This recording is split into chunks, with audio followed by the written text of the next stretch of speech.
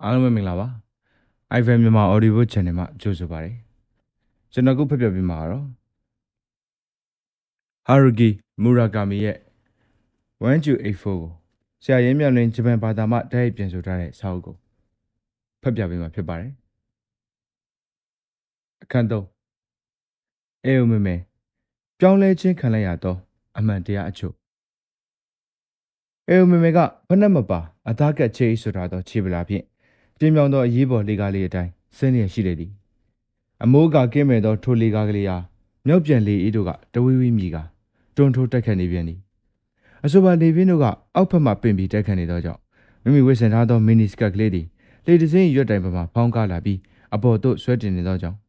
ခန္ဓာကိုယ်ကြီးတစ်ခုလုံးမှလည်းရိမ့်ထိုးနေလျောသည်သူမသည်လေကားလျင်တိုင်ဖြင့်တက်ဆင်ထားသောတန်ပိုက်လုံးအားလက်နှစ်ဖက်ဖြင့်ကြစ်ကြစ်ပေါအောင်ဆုပ်ကန်ရင်းအပြင်ဘက်သို့ကြောကိုခိုင်းကလေကတစ်တထစ်ချင်းအားတတိကြီးစွာထားပြီးဆင်းလာခဲ့လေသည်တခါတခါလေကားပေါ်တွင်ရက်တက်ပြီးနဖူးပေါ်တွင်ဝဲကျနေသောဆန်စာများကိုတက်ပြစ်ကဆက်လွယ်တိုင်းထားသောလက်ကင်အိတ်ကလေးအားအနေထားမှန်ထိမ့်ပေးနေရလေသည်သူမ၏မျက်စိအောက်တွင်ရှိသောနိုင်ငံပိုင်ဝေးပြေးလမ်းမကြီးအမှတ်446ပေါ်တွင်မူကားများကဥဒဟုပြေးလွှားနေကြသည်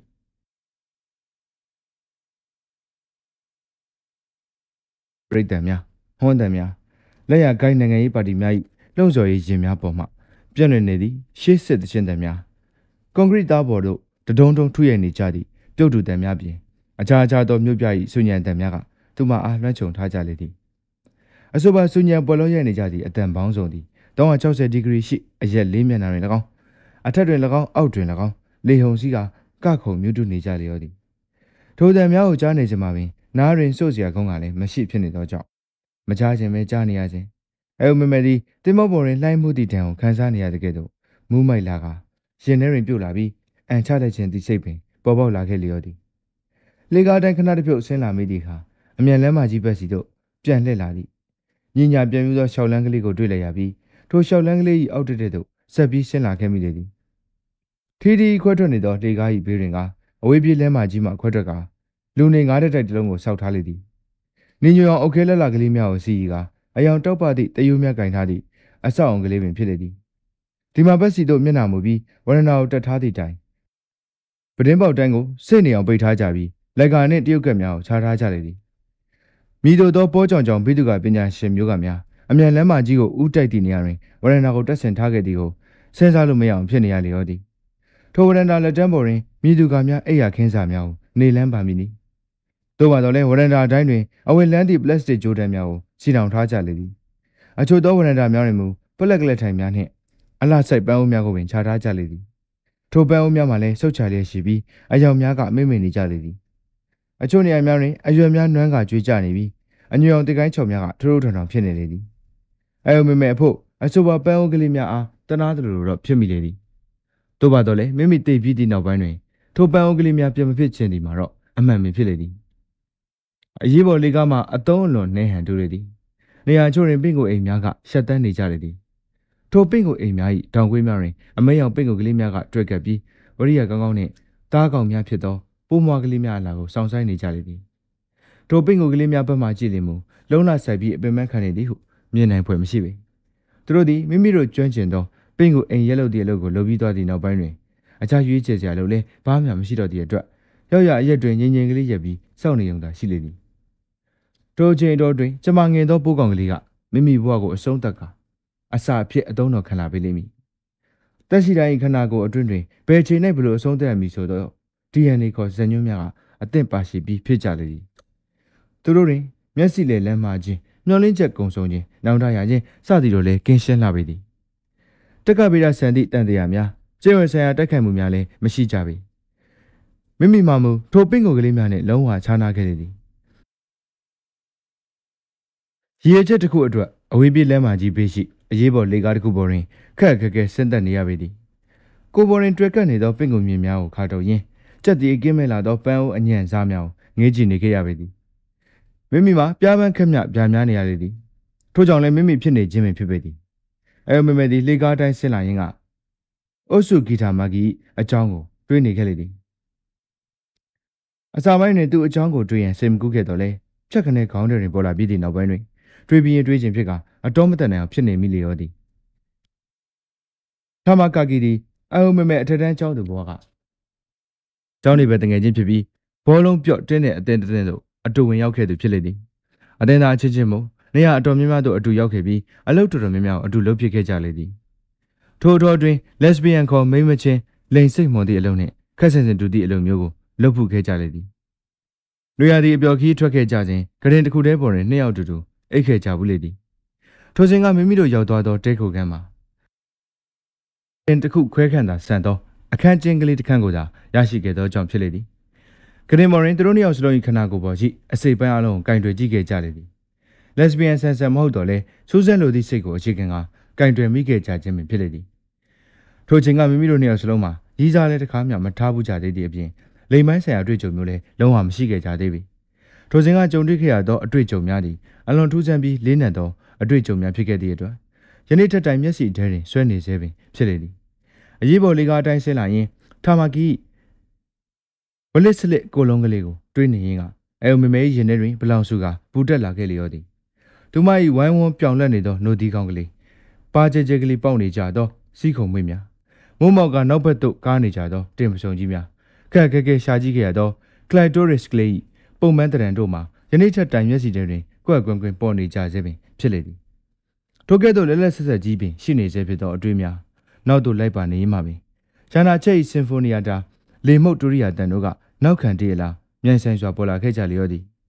အေယိုမေမေ၏လက်ချောင်းများကအိုဆိုဂီတာမာကီကြောင်ကြိုကြောင်ကြားပါမကြံကျူးကျော်ပြီးကက်လီနေခဲ့ရာအစပိုင်းတွင်ထာမကီကရားရံသောကြောင့်တခက်ခဲနေရည်နေခဲ့လျောသည်ခဏကြာသောအခါထိုရည်သည်များရက်သွားကြပြီးအသက်ပြင်းပြင်းရှူနေသည့်အသက်များကိုတဟင်းဟင်းနှင့်ကြားလာခဲ့ရလေသည်ထို့နောက်လေပီလင်းချင်းကလေးကလည်းမြက်ခင်းမြင့်ကြီးပေါ်သို့တိုက်ခတ်လာသည်လားသူတို့တို့၏ကိုယ်ပေါ်သို့ညင်သာစွာတိုက်ခတ်လာခဲ့လျောသည်ခဏကြာသောအခါထာမကီနှင့်မိမိတို့၏နိုဒီကောင်းများမှာကွန်တီများကဲ့သို့မာတင်းလာကြသည်ကိုတတိထားမိလာခဲ့လျောသည်အေမေမေကခြေလဲများကိုတုံခနဲ့ရက်ကခေါင်းကိုတွင်တွင်ခိုင်ရလိုက်လေသည်ယခုလိုအကျဉ်းနဲ့အကျက်ထဲရောက်နေသည့်အချိန်တွင်ပေါက်တက်ခဲ့အကြောင်းများကိုမတွေ့သင့်ပင်မိမိခြေလဲများပေါ်တွင်သာအာယုံဆက်ရမည်ဟုဆုံးဖြတ်လိုက်မိလေသည်သို့ပါတော့လဲမြည်မြပင်စိတ်ကိုဆုံးမစေကမူစောစောကအတွေးများကတဝဲလေလေဖြစ်ကထပ်တလဲလဲပြန်ပြန်ပေါ်လာနေကြလျောသည်အဆိုပါမြေခွေးများကအထူးပင်ကြည်လင်လှပေသည်ຫນွေဦးကလာ၏ညာချမ်းချိန်ကျင်းမြောင်းလာသောအိမ်တင်းပြန့်လာသောချွေးနံကလေးများမိမိပါးစပ်မှထိုးထွက်လာကြသောတီတိုစကားများလက်တွေအကောင့်ထဲမပေါ်လိုက်ရသောမျောလင်းချက်စကလုံးဖြစ်ပြောင်းမလာနိုင်ခဲ့သောခန်းစားချက်မေ့ပြောက်သွားခဲ့ပြီဖြစ်သောခတိစကားနေစရာမရှိဖြစ်သွားသောအလွမ်းစသည်တို့ကတစ်ခုပြီးတစ်ခုပြန်ပေါ်လာခဲ့ကြလျောသည်လေပြေကလေးတစ်ချက်ကနှော့လိုက်သည်ဖြင့်နဖူးပေါ်ရှိစံစာများကမျက်လုံးပေါ်သို့တွားရည်လေသောကြောင့်မျက်ရည်ပူတို့ကဝဲလာခဲ့ကြလေသည်သို့ပါတော့လေနောက်တစ်ခါနှော့ကစားလာသောလေပြေကလေးကထိုမျက်ရည်များကိုခန်းချောက်သွားတိုက်စားလိုက်ပြန်သည်ထိုဖြစ်ပျက်သည်မြေတိအချိန်လောက်ကဖြစ်ပျက်ခဲ့သည့်အကြောင်းပါနေသို့ပါတော့လေအချိန်တို့သည်မှညံထဲ၌အမေပုတ်ရဲ့သူ့ချင်ငင်ဆိုတဲ့ကဲ့သို့ရှုပ်ထွေးနေကြလေသည်အချိန်ဆိုသောချီမင်းတို့အားရစ်ပတ်ထားသည့်ဝင်ရိုးသည်လည်းခိုင်မြဲခြင်းမရှိပဲရော်ရဲဖြစ်နေရောသည်အစွဲတို့၏အနေအထားများမှလည်းလွဲမနေခဲ့ကြလေသည်အလွယ်တကူပြန်ပြီးအမှတ်ရနိုင်သောအရာများကတော်တော်နှင့်မမတ်မိနိုင်ပဲဖြစ်နေကြလေသည်ယခုအချိန်မှာ1984ခုနှစ်ဧပြီလပင်ဖြစ်လေသည်မိမိအားမွေးဖွားခဲ့သောနှစ်မှာ1954ခုနှစ်ပင်ဖြစ်သည်ထိုနှစ်အပိုင်းခြားလက်ကိုကောင်းစွာမှတ်မိနေစေပင်ဖြစ်လေသည်သို့ပါတော့လေမိမိခေါင်းထဲတွင်ထိုကဲ့သို့ကိန်းကနန်းတစ်စိမ်များဖြင့်ခန့်နေထားသောနှစ်များမှာလျင်မြန်စွာပျက်စီးပြောက်ကွယ်သွားလျက်ရှိနေကြလေသည်ခုနှစ်များကိုရေးမှတ်ထားသောကက်ပြားဖြူဖြူကလေးများသည်လည်းလေပြင်းထက်ခရာသို့လွင်မသွားလျက်ရှိနေကြလေသည်သူမကနောက်မှတက်နိုင်သည်များပြေးလိုက်ပြီးထိုကက်ပြားကလေးများကိုတက်နိုင်သည်များလိုက်ကောက်နေခဲ့လေသည်သို့ပါတော့လေတိုက်ခတ်နေသောလေကအရှိန်ပြင်းလွန်းလာပေသည်အပြေးပံပြောက်ကွယ်သွားကြသောကက်ပြားများမှလည်းမနှဲလာပေ1954 1984 1645 1881 2006 981 2041စသည်ဖြင့်တရပြီးတရလွင်မျောသွားခဲ့ကြလေသည်စင်းရဲစရာများကပျောက်ဆုံးသွားခဲ့ကြသည်အတိတရားတို့ကပြက်ပြဲသွားခဲ့ကြပြီးတွေးတောဆင်ခြင်နိုင်သည့်အစင်များကလည်းချင်းရင်သားတွင်အပြိုင်ပြိုင်ပင်ပြိုလဲသွားကြလေသည်အေယိုမေမေနှင့်ထာမာကီတို့သည်ဂရင်တစ်ခုတည်းပေါ်တွင်နှစ်ယောက်တူအိတ်ခဲ့ကြလေသည်နှစ်ယောက်စလုံးမှာအသက်18နှစ်သမီးများဖြစ်ကြပြီးရရှိလာသောလွတ်လပ်မှုကိုပြည့်ပြည့်ဝဝအသုံးချလျက်ရှိနေခဲ့ကြလေသည်ထိုခီးသည်မင်းကလေးချင်းချင်းတွဲပြီးပထမဆုံးအချိန်ဖြင့်ထွက်ခဲ့ခြင်းဖြစ်လေသည်ထို့အတွက်ကြောင့်လည်းအယမ်းပင်စိတ်လှုပ်ရှားနေခဲ့ခြင်းဖြစ်လေသည်သူတို့သည်ရေပူစမ်းတွင်အတူဆင်းပြီးရေချိုးကြသည် ရေခဲတရာထဲမှာဘီယာတပူကိုထုတ်ပြီးတဝက်စီခွဲတောက်ကြသည်ထို့နောက်မီးများကိုပိတ်ကအိယာတဲ့သို့အထူဝင်လာခဲ့ကြလေသည်အစာပိုင်းတွင်တယောက်နဲ့တယောက်စားကြနောက်ကြအောင်တော့ပဲရှိသည်နောက်တော့အပျော်ပြက်သဘောမျိုးဖြင့်တုတ်ကနန်းစိတ်ကနန်းလောက်ကြသည်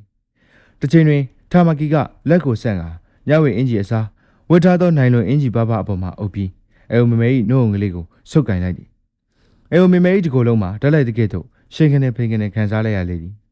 နောက်တော့နှစ်ယောက်စလုံးမှာအင်ဂျင်နှင့်အတွင်းခံပေါင်းမီများကိုပါချွတ်လိုက်သောကြောင့်ကိုလုံးတီဝလက်စလစ်များဖြစ်သွားကြတော့သည်ຫນွေဦး၏ညတည၌ဖြစ်လေသည်မိမိတို့သည်မြည်သည့်အရက်တို့ခရီးထွက်လာခဲ့ကြပါသည်။လုံးဝပင်မမှတ်မိတော့ပေ။မြည်သည့်အရက်ပင်ဖြစ်စေအရေးမကြီးလာပေ။သူတို့နှစ်ယောက်စလုံးမှာမြည်သူကားမျှစတင်တောင်းဆိုခြင်းမပြုကြပဲ။အလိုအလျောက်ပင်တရက်ကိုတယောက်စမ်းကြည့်ခဲ့ကြလေသည်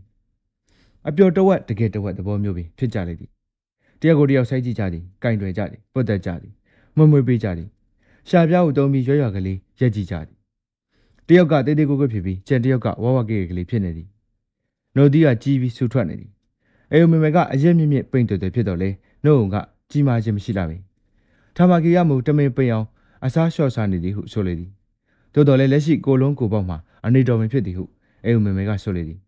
။ထာမကီအသားရည်မှာချောမွန်နေသည်။နှုတ်ုံကလေးမှာလည်းလက်ဖက်ရည်ပကံကလေးမှောက်ထားပြီးတကယ်တော့ဖောင်ဖောင်ကလေးမုံမောင်နေသည်။စီကုံမွေးကလေးများမှာပါကျဲကျဲသေးမြင့်မြင့်ကလေးများဖြစ်နေကြသဖြင့်မိုးမခဂိုင်းချောက်ကလေးများကဲ့သို့ဖြစ်နေကြသည်။ထာမကီနှင့်စာလင်အေယုမေမေ၏စီကုံမွေးများမှာပိုပြီးတိုသည့်ဖြင့်ပိုပြီးမဲကာပိုပြီးတွန့်နေလျက်ပိုပြီးကျန်းကျန်းကြလေသည်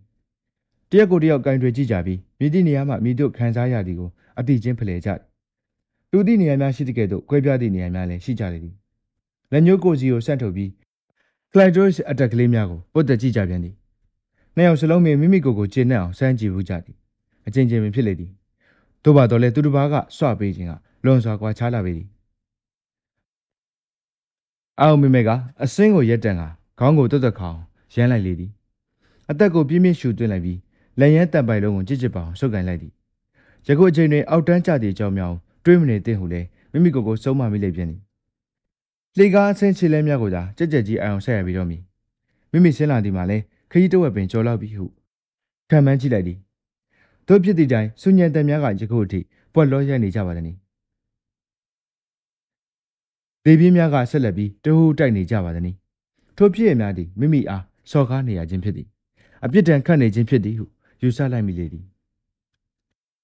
အေယုမမဲရင်ထဲတွင်တထိတ်ထိတ်နှင့်ခုန်နေလေတော့သည်အဖေကြောင့်ဆိုသောလှေကားဆုံး၏မြေပေါ်သို့ခြေချတွင်တယောက်ကများလှမ်းခေါ်လိုက်လေမလားဘာကြောင့်ဒီနေရာကိုလာရတာလဲဟုမေးလာမြင်လားလုံနေလေမလားမိမိနောက်ခံသမိုင်းအကြောင်းကိုများစစ်စစ်နေလေမည်လားစသည်ဖြင့်တွေးနေမိသောကြောင့်ဖြစ်လေသည်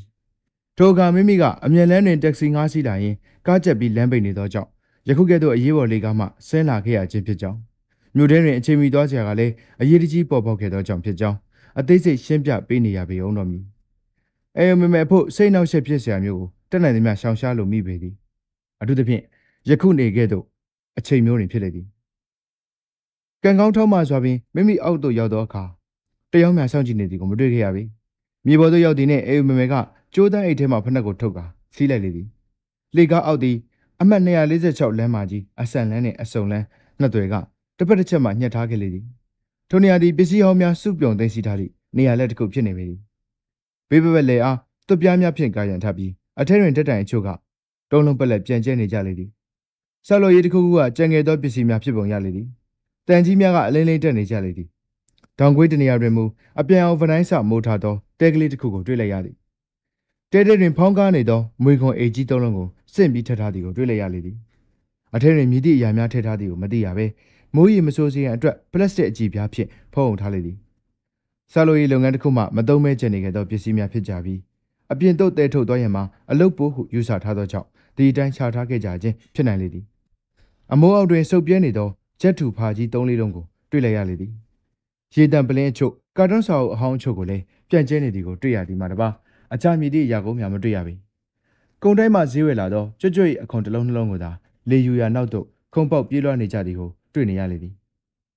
သူပြားနေရန်တွင်ဝင်ပေါက်ထွက်ပေါက်တစ်ပေါက်ရှိတော်လဲတကားပေါင်အားတန်ကျိုးဖြင့်နှစ်ပတ်သုံးပတ်ရစ်ပတ်ကတရုတ်တော့ကြီးဖြင့်အခိုင်မာခတ်ထားလေသည်နိုင်ရန်၏အပေါ်ပိုင်းတွင်လည်းစူးလိန်ကျိုးများတက်ထားသဖြင့်အပေါ်သို့ကြော်တက်ရန်အလွန်ခင်းလာပေသည်တက်ရရသည်ပဲထားအဝယ်စားများမှစူးများဖြင့်ညီပြီးအပိုင်းပိုင်းဆုပ်ပြတ်သွားကြပေလိမ့်မည် အေယုံမေမေကတကယ်ရွယ်များကိုရှေ့တိုးနောက်ဆုတ်တွန်းလှန်ဆွဲတဲ့လုံးကြည့်တော့လေတုတ်တုတ်မြလှုပ်မလာခဲ့ပြီနေရန်တစ်လျှောက်လုံးတွင်လည်းကြောင်တကောင်ဝင်စာထွက်စာလောက်မြတော့အပေါက်ကလည်းတပေါက်မြမရှိပြန်ပြီဖះအဖေကြောင်များဤမြလုံကြုံလောက်တင်းတင်းကြက်ကြက်ပိတ်ကာထားပါလေဟုတွေးကစိတ်ထဲကြလာမိလေတော့သည်အထဲတွင်ခိုးရလောက်အဖိုးတန်ပစ္စည်းကတခုတလေးမြမရှိပါပဲလျက်အဖေကြောင်များပါလေဟုတွေးကစိတ်ပြက်နှင့်မြေပြင်ပေါ်သို့တရွေးတစ်ချက်ထွေးချလိုက်မိလေတော့သည်မိမိအဖိုးအဝေးပြေးလမ်းမကြီးပေါ်မှာအရေးပေါ်လေကားအတိုင်ခက်ခဲဆင်းလာခဲ့ပြီးကမှယခုတကအလုံးပိတ်ထားသော channel တွင်ပိတ်မိနေခဲ့ပြန်လေသည်သို့နှင့်လက်ပတ်နာရီအငုံးကြည့်လိုက်ရာအချိန်တော်ကြီးကြံသေးသည်ကိုတွေ့ရသဖြင့်စိတ်တော်အေးသွားပါသည်သို့ပါတော့လေအိန္ဒိယမျိုးကဲ့သို့လောင်ပိတ်နေသောအရာမျိုးတွင်အချိန်ကြာကြီးဆက်မနေခြင်းတော့ပြီထို့ပြင်ယခုအချိန်တွင်ရောက်ခါမှအမြန်လမ်းမကြီးစီတို့ပြန်လှည့်သွားရင်ကလည်းလုံးဝမဖြစ်နိုင်တော့ပေအသားကက်ချေနှစ်ဖက်စလုံး၏ဖနှောက်နေရများမှာပေါက်ပြင်းနေကြလေသည်အဲမေမေကမိမိအားချောင်းမြောင်းကြည့်နေသည့်သူရှိမရှိကိုဘေးပြီးတော့လှည့်ပတ်ကြည့်ရှုလိုက်ပြီးသည့်နောက်တောက်ဖက်နှက်ကိုချွတ်လိုက်ပြီးစကတ်ကိုမကအသားကက်ချေကိုပေါင်ရင်းမှနေပြီးချွတ်ချလိုက်ကတောက်ဖက်နှက်ကိုပြန်စီးလိုက်သည်ပေါက်ပြင်းနေသောခြေများကိုလက်ဆွဲအိတ်ထဲသို့ထိုးသိပ်ထိလိုက်သည့်အခါမှစိတ်ထဲတွင်အေးသွားခဲ့ရလေသည်အဲမေမေသည်ဘေးဘက်ဝန်းကျင်အားတတိထားကြည့်ရင်ကဆန်စီယိုခတ်ထားသောကွင်းတစ်ပတ်ကိုရှောက်ကြည့်လိုက်လေသည်ထိုကွင်းမှာမူလရန်ကျောင်းသားကလေးများ၏စာသင်ခန်းမျှတာရှိသောကြောင့်ချက်ချင်းပင်တစ်ပတ်ပြည့်အောင်ရှောက်ပြီးသွားလျော်သည်ဝင်းပေါက်ထွက်ပေါက်မှလည်းတခုတည်းရှိပြီးတော့ဖြင့်အခိုင်မှာခတ်ထားခဲ့လေသည်ဘေးဘက်ပတ်လည်တွင်ကာရန်ထားသောတွပြားများကိုမူလီများဖြင့်တင်းနေအောင်ဆုပ်ထားကြသည်ကရိယာတစ်ခုခုမပါဘဲထိုမူလီများကိုဖြုတ်ရန်ကလည်းမလွယ်လှပေထို့ကြောင့်တွပြားများကိုခွာထုတ်ရန်ခြင်းကိုလည်းလက်မြောက်လိုက်ရလေသည်ထို့နောက်ပလတ်စတစ်များအုပ်ထားသည့်ဂျက်တူပုံးများကိုတေချာစွာဆက်စစ်ကြည့်မိလိုက်လေသည်ထိုကဂျက်တူဖာကြီးများအားအိယာကဲ့သို့ပြင်ဆင်ထားသည်ကိုတတိပြုမိလိုက်သည်ဖာထဲတွင်လည်းစောင်များကိုခောက်ထည့်ထားလေသည်ထိုစောင်များမှလည်းအရန်ဟောင်းနှွမ်းနေပုံမရသေးပေမဟုတ်မှလွယ်ရောဤနေရာသည်တခိုးချပိုးများညရည်သည့်နေရာလည်းဖြစ်နိုင်ပေသည်ထို့ကြောင့်လည်းဘေးပင်ဝင်းကျင်တွင်ဖက်ပြီးသားစာဆောင်များနှင့်ဖျော်ရည်ဘူးကွန်များပြန်ကျဲနေသည်ကိုတွေ့ရခြင်းဖြစ်ပေလေသည်ဤနေရာသည်လူအိတ်သောနေရာဖြစ်သည်မှာတေချပြီဟုအဲမေမေကအုံနောက်ကိုကစားကြည့်လိုက်သည်ထို့သို့သာတခိုးချပိုးများကညစဉ်ညတိုင်းလာပြီးအိတ်နေခဲ့သည်ဆိုပါကတနေရာတွင်အထဲသို့ဝင်ရန်အပေါက်တစ်ပေါက်တော့ရှိနေရမည်ဟုလည်းတေချာပေါက်ကောက်ချက်ချလိုက်မိသည်တခိုးချပိုးတို့မြည်သည်လူမမြင်နိုင်ပဲမိုးတံလေးတံလုံခြုံသည့်နေရာများကိုရှာဖွေရတွင်အလွန်ကျွမ်းကျင်ကြပေသည်ထို့မြသာမကသူတို့သည်တားရဲကောင်များပေါ်မှာမိမိတို့ဝင်နိုင်ထွက်နိုင်သည့်အပေါက်မျိုးကိုလုံခြုံစွာထိမ့်သိမ်းထားလေရှိကြလေသည်သို့နှင့်အဲမေမေကသူပြားတစ်ချက်စီတွင်စုပ်ထားသောမူလီတစ်လုံးချင်းအားဆက်ရှိလက်ရှိဖြင့်ကင်နှဲ့ကစမ်းသက်ကြည့်နေခဲ့လေတော့သည်ကံအားလျော်စွာပင်တောင်ကွေးတစ်ခုရှိသူပြားပေါ်မှာမူလီအချို့မှာခြောင်ပြီးနှဲ့နေသည်ကိုတွေ့လာရသဖြင့်မူလီအားဘက်အမျိုးမျိုးကိုတို့လှဲ့ကဆွဲလိုက်သည့်အခါအလိုက်တင်ကျွတ်ပါလာပြီးသူပြားလဲကွာကြလာခဲ့လေတော့သည်မိမိတော့ထွက်ပေါက်ရပြီဆိုသောစိတ်ဖြင့်အယံဝမ်းသာသွားလေတော့သည်အပေါက်ကိုတမိန်ဖောက်ထားပေးသည့်တခိုးကိုလည်းကျေးဇူးတင်လို့မစွန်းဖြစ်နေမိတော့ထိုတခိုးသည်ညအချိန်လူကြီးတိတ်မှထိုသူပြားပေါက်မှငုံရှိုးပြီးအထဲတွင်ဆေးအေးလက်အေးအိတ်နေခဲ့ပုံရပေသည်အောင်မေမကမိမိ၏ဝတ်စုံလှလှကလေးအားတန်ဆူးကျိုးဖြင့်မငြိမိခြင်းတတိကြီးစွာထားပြီးငုံထွက်လိုက်သည်ယခုဝတ်ထားသောဝတ်စုံလေးသည်မိမိတွင်တစုံသာရှိပြီးစီးထားသောဓာတ်မြစ်ဖနက်ကလေးမှလည်းတရံသာရှိပေသည်ယနေ့ဖို့အလုတ်အတွက်အထူးရေးကြီးသောကြောင့်သာဤကဲ့သို့စမတ်ကြဝတ်ဆင်လာခဲ့ရခြင်းပင်ဖြစ်လေသည်ကံကောင်းသဖြင့်ချန်စီယိုပြင်ဘက်တွင်လူတစ်ယောက်ကိုမျှမတွေ့ရပေအဲမေမေကအဝတ်စားများကိုစစ်စစ်ကြည့်ရှုလိုက်ပြီးစိတ်ကိုတည်ငြိမ်အောင်ပြန်ထိန်းကမျက်နှာထားတီတီဖြင့်မိပွင့်ရှိရာသို့ရှောက်လာခဲ့သည်ထို့နောက်အမှတ်246လမ်းမကြီးကိုဖြတ်ကူးလျက်အနီးရှိစတိုးဆိုင်တစ်ဆိုင်တွင်အသားကချေးတစ်စုံကိုဝင်ဝယ်လိုက်လေသည်ဆိုင်ရှင်မျိုးသမီးအားတောင်းပန်လျက်ဆိုင်၏အတွင်းဘက်ရှိနေရာလွတ်တစ်ခုတွင်ချေးကိုဆွတ်လိုက်ပြီးသည့်အခါစိတ်ထဲတွင်လုံခြုံသွားသည့်အတွက်ဆိုင်ရှင်အားကျေးဇူးတင်ကြောင်းပြောကာအပြင်သို့ထွက်လာခဲ့လေသည်အမြန်လမ်းမတွင်ကားတိုက်မှုကြောင့်လမ်းကြားကြီးပိတ်နေသည်ဆိုသည့်သတင်းကချက်ချင်းပြန့်နှံ့သွားခဲ့ပုံရလေသည်ထိုလမ်းနှင့်အပြန်ဖြစ်သောအမှတ်246လမ်းမကြီးပေါ်တွင်လည်းရင်အသွားလာကခါတိုင်းတက်ပိုးပြီးပိတ်ကျက်လျက်ရှိနေလျောသည်အောင်မေမေကအနည်းဆုံးဘူတာမှနေပြီးရှင်သာမှာကာဝါလိုင်းတိုင်းအမြန်ရထားစီကတိုကျိုတို့ဆက်သွားရင်ဆုံးဖြတ်လိုက်လေသည်တက္ကစီ5စီးရန်ကုန်မူကြောက်သွားခဲ့ပြီကားပိတ်သည့်ဝဲကြီးရထဲတွင်တက်လဲလဲဖြစ်နေသည့်အဖြစ်မျိုးကိုမူနောင်ကျင်သွားခဲ့ပြီစံကန်ကြာဘူတာယုံတို့ဥတီပြီးရှောက်လာခဲ့ခြင်း ရဲသားတယောက်နဲ့ပပင်းတိုးခဲ့လေသည်အသက်ငယ်ငယ်ထောင်ထောင်မောင်းမောင်းရဲသားကအကြောင်းတစ်ခုခုကြောင့်ခြေလန်းတွတ်တွတ်နှင့်ရှောက်လန်းနေလေခဲ့သည်အုံမေမေရင်ထဲတွင်ထိတ်ခနဲခံစားလိုက်ရတော့လေထိုရဲသားမှအရေးတကြီးကိစ္စတစ်ခုကြောင့်ရှေ့သို့တန်းဆိုင်ကြည့်နေခဲ့သည်ဖြင့်သူမအားလှည့်ကြည့်ဖို့ပင်မရခဲ့ပေမိမိအားဖြတ်ကျော်မသွားမီအချိန်ကလေး၌ပင်သူမသည်ထိုရဲသား၏ထူးခြားလာသောယူနီဖောင်းသတိပြုမိလိုက်လေသည်ခါတိုင်းတွေ့နေကြယူနီဖောင်းတော့မဟုတ်သည်မှာတေချာလာပေသည်ခါတိုင်းကဲ့သို့ပင်အပြရဲအောင်ဖြစ်တော်လေပုံစံကခြားနားနေခဲ့လေသည်ပုံစံမှာအနေငယ်ယွန်းလွန်းနေပြီးရခင်ပုံစံနဲ့တရတဲမကြပေပိတ်သားမှလည်းပိုးပြီးနူးညံ့ပျော်ပြောင်းနေပုံရသည်ပိတ်သားပေါ်တွင်နှက်ပြရအောင်အကွက်များကဂျိုကြကြပေါ်လွင်နေခဲ့သည်ထို့အပြင်ပစ္စတိုတနက်မှလည်းခြားနားလျက်ရှိနေလေရောသည်သူ၏ခါရင်ချိတ်ထားသည်မှာအော်တိုမက်တစ်တနက်ကြီးဖြစ်နေခဲ့လေသည်တာမန်ဂျပန်ရဲသားတို့ကင်ဆောင်လေးရှိသည်မှာရှေးကလေးကအုံပြုလေရှိသော6လုံးပြုပင်ဖြစ်လေသည်ဂျပန်နိုင်ငံတွင်တနက်ဖြစ်ပြစ်ခတ်နှိမ်နှင်းရလောက်သည့်ဆိုးဝါးလာသောရာဇဝတ်မှုမျိုးကအလွန်ရှားပါးလေသောကြောင့်ရိုးတနက်ကိုကင်ဆောင်လင်းပင်လုံလောက်နေပြီဖြစ်လေသည်6လုံးပြုကတိဆောက်ပုံရိုးရှင်းသည်ဈေးပေါ်ပြီးအပြက်စီးကလည်းနေပါလာသည်ကင်တွယ်ပြစ်ခတ်ရသည်မှာလည်းပိုပြီးအဆင်ပြေလာသည်တို့ပါတော့လည်းအဘဲကြောင့်ရင်မသိဤရဲသားမှအော်တိုမက်တစ်ပြစ်ခတ်နိုင်သောခင်မတီတနက်ကြီးကိုကင်ဆောင်ထားခဲ့လေသည်ကိုမမကြီးစံတစ်ကြိမ်16ခါတိတိစက်တိုက်ပြစ်ခတ်နိုင်သောတနက်အမျိုးအစားပင်ဖြစ်နေခဲ့လေသည်ဂူရော့ဖ်သို့မဟုတ်ဘဲလက်တာအမျိုးအစားဖြစ်ပုံရသည်ဖေရမိတို့သောကြီးမားသည့်အရေးခင်းမျိုးကပေါ်ပေါက်နေခဲ့ပါသည်သူမသိလိုက်သည့်အချိန်တော်အတွင်း၌ပင်ရဲသားများ၏ယူနီဖောင်းနှင့်လက်နက်မျိုးစားမှအပြောင်းလဲခဲ့ပါကောဟုလေတွေးမိလိုက်လေသည်မိမိထင်သလောက်လည်းဖြစ်ချင်မှဖြစ်ပေလိမ့်မည်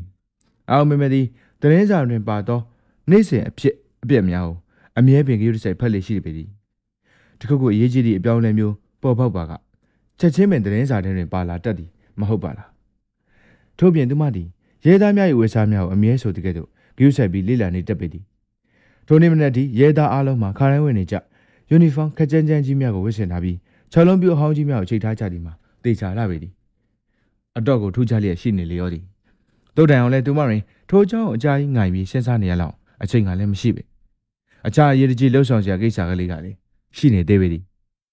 အဲယုံမေသည်ရှိဘူးရဘူးတာယုံရှိအခပေးပြီးပစ္စည်းသိမ့်သည့်လောကတစ်ခုတည်းတွင်ကုံအင်းကြီးကိုချွတ်ထဲကအထက်အဝတ်စုံဖြစ်သာဘူတာထဲမှခတ်တက်ကလေးထွက်လာခဲ့ပြီးနောက်ထိုဟိုတယ်ရှိသည့်ဂုံးမြင့်ကလေးစီတို့တောင်တက်လမ်းကလေးအတိုင်းတက်လာခဲ့လေသည်အလဲအလတ်စားမြို့တွင်ဟိုတယ်လေးတစ်ခုပင်ဖြစ်လေသည်အခြားစင်ကန်ဟိုတယ်ကြီးများကဲ့သို့တတနာနာမရှိလာတော့လေဟိုတယ်တစ်ခုတွင်ရှိထိုက်သောအဆောင်ဟုသည်များပြည့်စုံစွာတက်ဆင်ထားလေသည်ဟိုတယ်ကလေးမှာအထူးပင်တန်ရှင်းတက်ရပြီးအောက်တန်းစားတိလေးကြပိုးများလည်းလာရောက်တဲခေါ်လေးမရှိပေအောက်ဆုံးတဲ့တွင်စားတောက်ဆိုင်ကလေးများနှင့်စတိုးဆိုင်ကလေးများပါရှိသည့်အပြင်ဘူတာယုံနှင့်မလန်းမကန့်တွင်ရှိနေသောကြောင့်အရန်အဆင်ပြေလာပေသည်အဲမေကဟိုတယ်ထဲသို့ရောက်ချင်းရေချိုးခန်းထဲသို့ရှောက်လာခဲ့သည်ကံကောင်းထောက်မှစွာပင်ရေချိုးခန်းနှင့်အခြားလူတစ်ယောက်မျှမတွေ့ရပေထို့နောက်အိမ်သာခွက်ပေါ်တွင်ထိုင်ချကာစီးသွားလိုက်သည်စီးကြောင်းကလည်းအတော်ရှည်လွန်းလာပြီးတော်တော်နှင့်ကိုမရက်နိုင်ခဲ့ပြီထို့ကြောင့်သူမသည်မျက်စိကိုစုံမိတ်ကာရေလိုင်းတံများကဲ့သို့စီးတံများကိုနားဆွနေခဲ့လေသည်စီးသွားပြီးတဲ့အခါရေရင်တုံသို့မျက်နှာမူပြီးကောင်းဖိလိုက်သည်တောတိုက်တံကိုထုတ်ပြီးတောတိုက်ဆေးပင်မထည့်ပဲကမန်းကနန်တောတိုက်လိုက်သည်စိန်ခံပြီးတောတိုက်နေရလောက်အောင်ကလည်းမိမိတွင်အချိန်ကမရှိပြန်ပြီထို့နောက်မှန်ထဲတွင်ကြည့်ပြီးကြပြကြရပင်နှကန်းဒီကိုဆိုးကာမျက်ခုံးမွေးဆွဲလိုက်သည်အပေါ်အင်ဂျီကိုချွတ်လျက်ဘလောက်စင်းကြီးမှတွန့်ကျင်နေသောအစာများကိုလက်ဖြင့်ဖိလိုက်သည်ချိုင်းကြားသို့လက်ဖြင့်နှိုက်ကအနက်ထွက်မထွက်နမ်းကြည့်လိုက်သည်မြည်သည့်အနက်ကိုမျှမရပေထို့နောက်မိမိရွတ်နေကြဂါထာကိုရွတ်လိုက်ရသည်ရွတ်လိုက်ရသည်ဂါထာ၏အဓိပ္ပာယ်ကိုမူတစ်လုံးမျှမသိပေသိသည်မသိသည်မှာအရေးမကြီးဂါထာရွတ်ဖြစ်ဖို့ကအရေးကြီးတယ်သည်ဂါထာရွတ်ပြီးတော့သောအခါမိမိကိုယ်ကိုမှန်တဲတွင်ပြန်ကြည့်လိုက်သည်မိတို့သောအပြစ်အနာစာကိုမျှမတွေ့ရသဖြင့်စိတ်အေးသွားခဲ့ရလေသည်မိမိသည်ပိပိစီဝါရေးလုပ်ငန်းရှင်အမျိုးသမီးကြီးတစ်ယောက်၏ဥပဒေရုပ်ပင်ဖြစ်လေသည်အကြီးအဆွနေသည်မှာဖောင်းကားနေသောလက်ဆွဲအိတ်ကြီးပင်ဖြစ်လေသည်ထိုအိတ်ကြီးအစားအတက်ရှိကိစ်ပါကလေးကိုယူလာခဲ့မိလင်ကောင်းမှာပဲဟုလည်းတွေးလိုက်သည်တို့ပါတော့လေလုပ်ငန်းအရာထည့်လာစရာတွေကလည်းများလှသည်မဟုတ်ပါလားသူနှင့်လက်ဆွဲအိတ်ထဲမှပစ္စည်းတစ်ခုချင်းကိုဆက်ဆေးကြည့်လိုက်သည်လိုအပ်သည့်အချိန်တွင်အလွယ်တကူထုတ်ယူနိုင်သဖြင့်စိတ်ထဲတွင်အေးသွားခဲ့ရလေသည်နောက်ပိုင်းတွင်စိတ်ထဲတွင်ဒုံဒုံချကာပြေးမြောက်လက်တွေအကောင့်ထဲပေါ်ရင်သာကြံရှိလျော်သည်အောင်မမသည်စိတ်ထဲတွင်တွေ့ဝေရဲရန်ခြင်းမရှိဘဲလူရင်းကိုတိတိကျကျလှုပ်ဆောင်သွားရင်ဆုံးဖြတ်လိုက်သည်ထို့နောက်သူမသည်ဘလောက်စင်းကြီးကိုအပေါ်ဆုံးကျဲသည်ကိုဖြုတ်လိုက်ကကိုကုန်းလိုက်သည့်အခါလေဟိုက်နေရာမှနှုံနှလုံးချကိုပုံပုံမြင်တောင်ပြင်ဆင်လိုက်လေသည် အကယ်၍သာမိမိနှုတ်များသည်ယခုထက်အနှဲငယ်ကြီးထွားခဲ့ပါကပိုပြီးအဆင်ပြေမှာပဲဟုလေမချင်မရဲတွေးမိလိုက်ပြန်သည်မိမိအားမြည်သူကားများဂရုစိုက်ကြည့်မနေမှတိသွားသည်နှင့်တယ်လီကားထဲသို့လက်ခနဲဝင်လာပြီးနောက်လေးတက်အထိတက်လာခဲ့သည်ထို့နောက်ဇင်းညံအတိုင်းရှောက်လာလိုက်သောအခါမိမိရှာနေသောအခန်းနံပါတ်426ကိုအလွယ်တကူပင်တွေ့ခဲ့သည်ရှေးဥစွာအခန်းတစ်ခါကိုညင်တတခောက်လိုက်သည်ခဏကြာသောအခါနောက်တစ်ချိန်ခပ်ပြင်းပြင်းကလေးခောက်ကြည့်လိုက်သည်ထိုအခါညင်းညူတန်နှင့်အတူတကယ်ရွက်ကပွင့်သည်ဆိုုံလေးပွင့်လာခဲ့လေသည်အတွင်းဘက်မှချောင်းကြည့်လာသောလူတစ်ယောက်ကိုတွေ့လာရလေရောသည်အသက်မှ40ပတ်ဝန်းကျင်လောက်ရှိပေလိမ့်မည်အဖြူအောင်မာလင်ဘလူးရှက်အင်ဂျီပေါ်တွင်မိခိုးရောင်ဖလန်နဲ့အင်ဂျီပေါပေါကိုထောက်ဝဲထားလေသည်ထို့နောက်အပေါ်မှကိုအင်ဂျီကိုချွတ်ပြီးနက်ဒန်ကိုလည်းချွတ်ကာကတင်ပေါ်တွင်ပြစ်ထားပြန်သည်သူ့ကိုကြည့်ရသည်မှာမျက်လုံးများကနေရဲနေကြပြီးအတော်ကြီးစိတ်ညှိုးနှံ့နေပုံရသည်ဧကနာအေးဝါမအိပ်ရသောကြောင့်လည်းဖြစ်နိုင်ပေသည်အပြင်ဘက်တွင်ဝှက်ဆုံကိုစမတ်ကြကြဝေပြီးရက်နေသောအဲမဲမဲအားရုတ်တရက်တွေ့လိုက်ရသည့်အတွက်အံ့အားတက်သွားပုံရလေသည်သူ၏စိတ်ထဲတွင်ရေခဲတက်တာထဲမှအချိုရည်နှင့်ဘီယာဘူးများကိုလာဖြစ်ပြီးသောဟိုတယ်ဝန်ထမ်းမျိုးသမီးတစ်ယောက်ဖြစ်လိမ့်မည်ဟုထင်ထားခဲ့ပုံရလေသည်အခုလိုအေးအေးဆေးဆေးအနားယူနေတော့အနောက်ရှက်ပေးရတာစိတ်မကောင်းပါဘူးရှင်ကျမဒီဟိုတယ်ရဲ့လက်ထောက်မန်နေဂျာအီတိုးပါလူကြီးမင်းရဲ့အခန်းထဲကအဲကွန်ဒီရှင်ကို9မိနစ်လောက်စစ်ဆေးခွင့်ပေးပါရှင်အဲမဲမဲကပြုံးဆဆလောက်ကတတ်တက်ကလေးမြစ်တာရက်ခံလိုက်လေသည်ထိုလူကမျက်နှာကြီးကိုရှုံကမဲကဖြင့်မျက်လုံးများကိုမှိတ်ရင်းကယခုကဲ့သို့ပြောလာခဲ့လေသည်အခုကျွန်တော်မှအရေးကြီးတဲ့အလုပ်တွေလုပ်ချင်ရှိနေနောက်တစ်နိုင်လောက်ကြာရင်ကျွန်တော်ဒီအခန်းထဲကထွက်မှာပါအဲ့အချိန်ကျမှပြင်ရင်မဖြစ်ဘူးလားဗျာပြီးတော့အခန်းကအဲကွန်ကလည်းထူးထူးထွေထွေချိုးရင်းတာမရှိပါဘူးစိတ်မရှိပါနဲ့ရှင်အခုဟာတနေရာမှာရှော့ဖြစ်နေရပါကျွန်မလည်းတခန်းဝဲတခန်းထွက်လိုက်စစ်ပြီးသွားပါပြီကျွန်မ9မိနစ်အတွင်းပြီးအောင်စစ်ပေးပါမယ်တောင်းပန်ပါတယ်ရှင်ဒါဆိုလည်းဘယ်တက်နိုင်ပါမလဲဗျာစစ်ဆရာရှိတာဝင်းစစ်ပေါ့ထိုကဲ့သို့ခွင့်ပြုပေးလိုက်တော့လေထိုလူကတောက်တစ်ချက်ခောက်လိုက်ပြီးနောက်ယခုကဲ့သို့ညင်းညူကပြောဆိုနေလေရောသည်ငါနဲ့နော်တိတ်အရေးကြီးတာတွေရေးစရာရှိလို့ဘသူကားမှလာမနောက်ရှက်အောင်ပတ်စံကုန်ခံပြီးအခန်းကရေးနေရတော့မှကျင်ကျင်မဲမဲနောက်ရှက်မဲ့သူကပေါ်လာသေးထို့သူပြောပြီးနောက်သူကစပွဲပေါ်တင်ထားသောစာရွက်များကိုလက်ညှိုးဖြင့်ညွှန်ပြလိုက်လေသည်သူပြောသည့်အတိုင်းပင်ကွန်ပျူတာမှပရင့်ထုတ်ထားသောစာရွက်များကိုတပုံကြီးတွေ့လိုက်ရလေသည်ထိုစာရွက်များတွင်ကိန်းကနန်းများတက္ကိတများနှင့်ပုံချဲများကရှုပ်ရှက်ခတ်နေလေရောသည်ဤယောက်ျားသည်အေယာမရေနံကုမ္ပဏီကြီးတစ်ခုတွင်အလုပ်လုပ်နေသူဖြစ်ကြောင်းကိုအဲမဲမဲကကြိုတင်သိရှိထားပြီးဖြစ်လေသည်အိုဘက်ကအရှိအလဲပိုင်းဒေသတွင်ရှိရေနံထွက်နိုင်ငံများတွင်ယင်းနှိမ့်မြုပ်နယ်ရေးတွင်လည်းဖြစ်ပေသည်မိမိရရှိထားသမျှတရင်အချက်လက်များအရဆိုရင်သူသည်ထိုနယ်ပယ်တွင်လွန်စွာထူးချွန်လာသောပါတကူတစ်ယောက်လည်းဖြစ်လေသည်သူ၏အမူအရာကိုကြည့်ပြီးကောင်းစွာသဘောပေါက်နိုင်ပေသည်ပညာထူးချွန်လာပြီးဝင်ငွေလည်းအလွန်ကောင်းလာပေသည်ငယ်ရွယ်စဉ်ကတည်းကဂျာကားမျိုးစားကားသည်ကြီးကိုစီးပြီးနိုင်ငံခြားတွင်ပညာစီးပူးခဲ့သူလည်းဖြစ်လေသည်အင်္ဂလိပ်စကားနှင့်ပြင်သစ်စကားတို့ကိုလည်းမှတ်နေအောင်ပြောတတ်သည်အရာရာတိုင်းကိုနှက်နှက်ဆက်ဆက်သိရှိထားပြီးသူတစ်ပါးကိုလည်းအကူအညီပေးနိုင်ပေသည်သို့တော်လည်းသူကစိတ်အလွန်ထိုတတ်သူဖြစ်လေသည်နံရိုး3-4ချောင်းလောက်ကျိုးသွားခဲ့ဘူးလေသည်ဤလောကကြီးတွင်မိမိသားလင်အခရာဖြစ်သည်ဟုကိုယ့်ကိုအထင်ကြီးလျက်ရှိပေသည်မိမိသားမရှိပါကဤကဘာကြီးပင်ကောင်းစွာလဲပတ်နိုင်မည်မဟုတ်ဟုဘဝင်ခိုက်နေသည်ဖြစ်လေသည်မိမိလုံနေသောအလုပ်တစ်ခုခုကိုအနောက်ရှက်ပြုလာလင်၎င်းအတိမတ်ပြုတ်မပေးလင်၎င်းအယမ်းစိတ်တို့တတ်သူဖြစ်လေသည်မိမိကိုယ်ထဲတွင်ထိန်းကြီးပေးထားသောမိုစတက်ကထောက်ခနဲ့လွင့်ထွက်သွားသည့်အထိဒေါပွားတက်လေသည်ထို့နောက်အဲမဲမဲကအခန်းတွင်သို့ကိုတဝက်ရှိုးဝင်လိုက်ကကြောဖြင့်တကားကိုဖိပေးလိုက်သည်ထိုမှတစ်စက်ရင်ကြားထဲတွင်အသက်ညှက်ယူလာသောစက်ကူကောက်ထဲတွင်တခုခုရေးမှတ်လိုက်ပြီးဒီအကိုကြီးကမေယာမဆန်ဟုတ်ပါရဲ့နော်ထိုနမယာကြိုလေးလာထားပြီးဖြစ်သည့်တိုင်ပုံရင်းလေးလာစီရန်အတွက်တမင်ပြောလိုက်ရခြင်းပင်ဖြစ်လေသည်ထို့ပြင်လူမားနေမီစိုးသောကြောင့်လည်းဖြစ်လေသည်ဟုတ်တယ်မေယာမပဲဘာဖြစ်လို့လဲထိုလူကစိတ်မရှိသည့်လေတံဖြင့်ခက်ပြက်ပြက်ပင်ပြန်ဖြေလိုက်ပြီးနောက်စပွဲမှဆာရဲချိုကိုယူပြီးကိုင်းကြီးနဲ့နက်တိုင်တို့ပြန်ကျဲနေတော့ကတင်ပေါ်သို့လှည့်ချလိုက်သည်ထိုလူ၏တဘောမှာမင်းလှုပ်ချင်တာဆက်လုပ်ပြီးတော့ဟုပြောလိုက်သည့်နှင့်ပင်ဖြစ်လေသည်အဲမဲမဲကလက်ဆွဲအိတ်ကိုပခုံးတွင်လွှဲပြီးအဝတ်ဗီဒီယိုပဲသို့ရှောက်လာခဲ့လေသည်အဲကွန်၏မိန်းကလုတ်သည်ဗီဒီယိုထဲတွင်ရှိနေသည်ကိုကြိုးပြီးတည်ထားသောကြောင့်ဖြစ်လေသည်ဗီဒီယိုထဲတွင်ကတကလက်ဆပပဖြင့်ချုပ်ထားသောအညူအောင်ကိုင်းကြီးတစ်ထည်နှင့်သုံးမွေးလေစည်းတို့ကိုချိတ်ဆွဲထားလေသည်အခြားလဲစရာဝယ်များတောတိုက်တန်စသည်တို့မပါရှိသောကြောင့်ဤဟိုတယ်တွင်ည၏တဲခွေရန်ရည်ရွယ်ထားခဲ့ဘူးမရပေအခြားပစ္စည်းဆို၏စားရစားတန်းများထည့်ထားသောလက်ဆွဲ၏တစ်လုံးသာရှိလေသည်အဲမဲမဲကစက္ကန့်30ခန့်အဲကွန်ကလုတ်ကိုစစ်ဆေးဟန်ပြုလိုက်ပြီးနောက် ယခုကဲ့သို့လမ်းပြလိုက်လေအခုလိုခွင့်ပြုပေးလို့ကျေးဇူးအများကြီးတင်ပါတယ်မိယာမဆန်စစ်ကြည့်လိုက်တော့ဒီခန်းထဲကဆက်တွေမှာဘာပြဿနာမှမတွေ့ရပါဘူးဒါကြောင့်မို့ဒီခန်းထဲကအဲကုန်းမှာဘာပြဿနာမှမရှိပါဘူးလို့အစကတည်းကကြုတ်ပြောခဲ့တာပဲမဟုတ်လားမိယာမကနောက်ဘက်သို့ပင်လှည့်ကြည့်ဖို့မရပဲမန်ပါပါနဲ့ပြန်ပြောလာခဲ့လေသည်ဟဲမိယာမဆန်လေကုတ်ပေါ်မှာတခုကတ်နေတယ်လို့ပဲမမေကမရဲတည်းဖြစ်တန်တော့ပြောလိုက်လေသည်လေကုတ်ပေါ်မှာဟုတ်လားမိယာမကသူ့၏လေပင်နောက်သို့လက်ဖွားဖြင့်ဖိကပုတ်လိုက်ပြီးနောက်လက်ဖွားကိုဖြန့်ပြီးကြည့်လိုက်သည်ဘာမှလည်းမရှိပါလားတစ်စိတ်တော့ကျမအနားကပ်ပြီးကြည့်လို့ရမလားရပါတယ်ဘာတွေများကတ်နေရလဲမိယာမကဘူးမသိဘာမသိဖြင့်ခွင့်ပြုလိုက်သည်အစိမ်းအောင်တမောစေးတွေစွန်းနေတာရှင့်တမောစေးလားကျမလည်းကောင်းကောင်းမသိတော့ပါဘူးကြည့်ရတမောစေးလို့ထင်တာပဲကျမစမ်းကြည့်လို့ရမလားရပါတယ်ထို့သူပြောပြီးနောက်မိယာမကခေါင်းကိုရှေ့သို့ငုံပြီးလိုက်လေသည်စပင်ညပြီးကချမှုမိယာမ၏လေကုတ်ပေါ်တွင်စပင်များကပြောင်းရှင်းလျက်ရှိနေလေရောသည်အောင်မေကအသက်ကိုဝဝရှူလိုက်ပြီးနောက်လေကုတ်ပေါ်ရှိနေရတခုအားအာယုံဆုဆိုင်ကလက်မဖြင့်အသာဖိလိုက်လေသည်လက်နဲ့ဓမီနဲ့တေးချာကြည့်မှဖြစ်မယ်အခန်းမီးနဲ့ဆိုရင်ကောင်းကောင်းမြင်ရမှာမဟုတ်ဘူးတစ်စိတော့အဲ့ဒီတိုင်းငြိမ်ငြိမ်ကလေးနေပေးပါရှင်ကြင်ကြင်ဖန်ဖန်တမောစီတွေကိုလေကုတ်ပေါ်မှာဒါဆွနေရတယ်လို့ကွာကျမလည်းမသိပါဘူးရှင်အခုချက်ချင်းစစ်စစ်ကြည့်လိုက်ပါမယ်ထို့သူပြောပြီးနောက်မေကဆက်လက်တိုင်းထားသောလက်ကင်အိတ်ထဲမှာပလက်စတစ်အမှာဖြင့်ပြုလုပ်ထားသောလေးတောင်ဘူးကလေးကိုထုတ်ယူလိုက်သည်လက်တစ်ဖက်ထဲပြင်ပင်ဘူးဖုံးကိုကျွမ်းကျင်စွာဖွင့်လိုက်သည့်အခါဘူးထဲမှာပိတ်ပါးစားနဲ့ထုတ်ထားသောအရာကလေးတစ်ခုထွက်လာလေသည်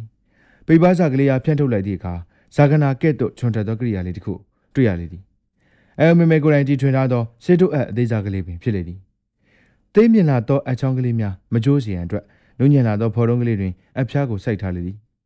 ထို့နောက်အဖျားကိုဖော်တုံးမှဆွဲထုတ်ကမိယာမ၏လေကုတ်ပေါ်ရှိလက်မနှင့်ဖိထားသောနေရာချိန်ရွယ်လိုက်လေသည်ထိုလှုပ်ရှားမှုမှာအချိန်နဲ့နေရာကွက်တီဖြစ်ဖို့ကအရေးကြီးလာပေသည်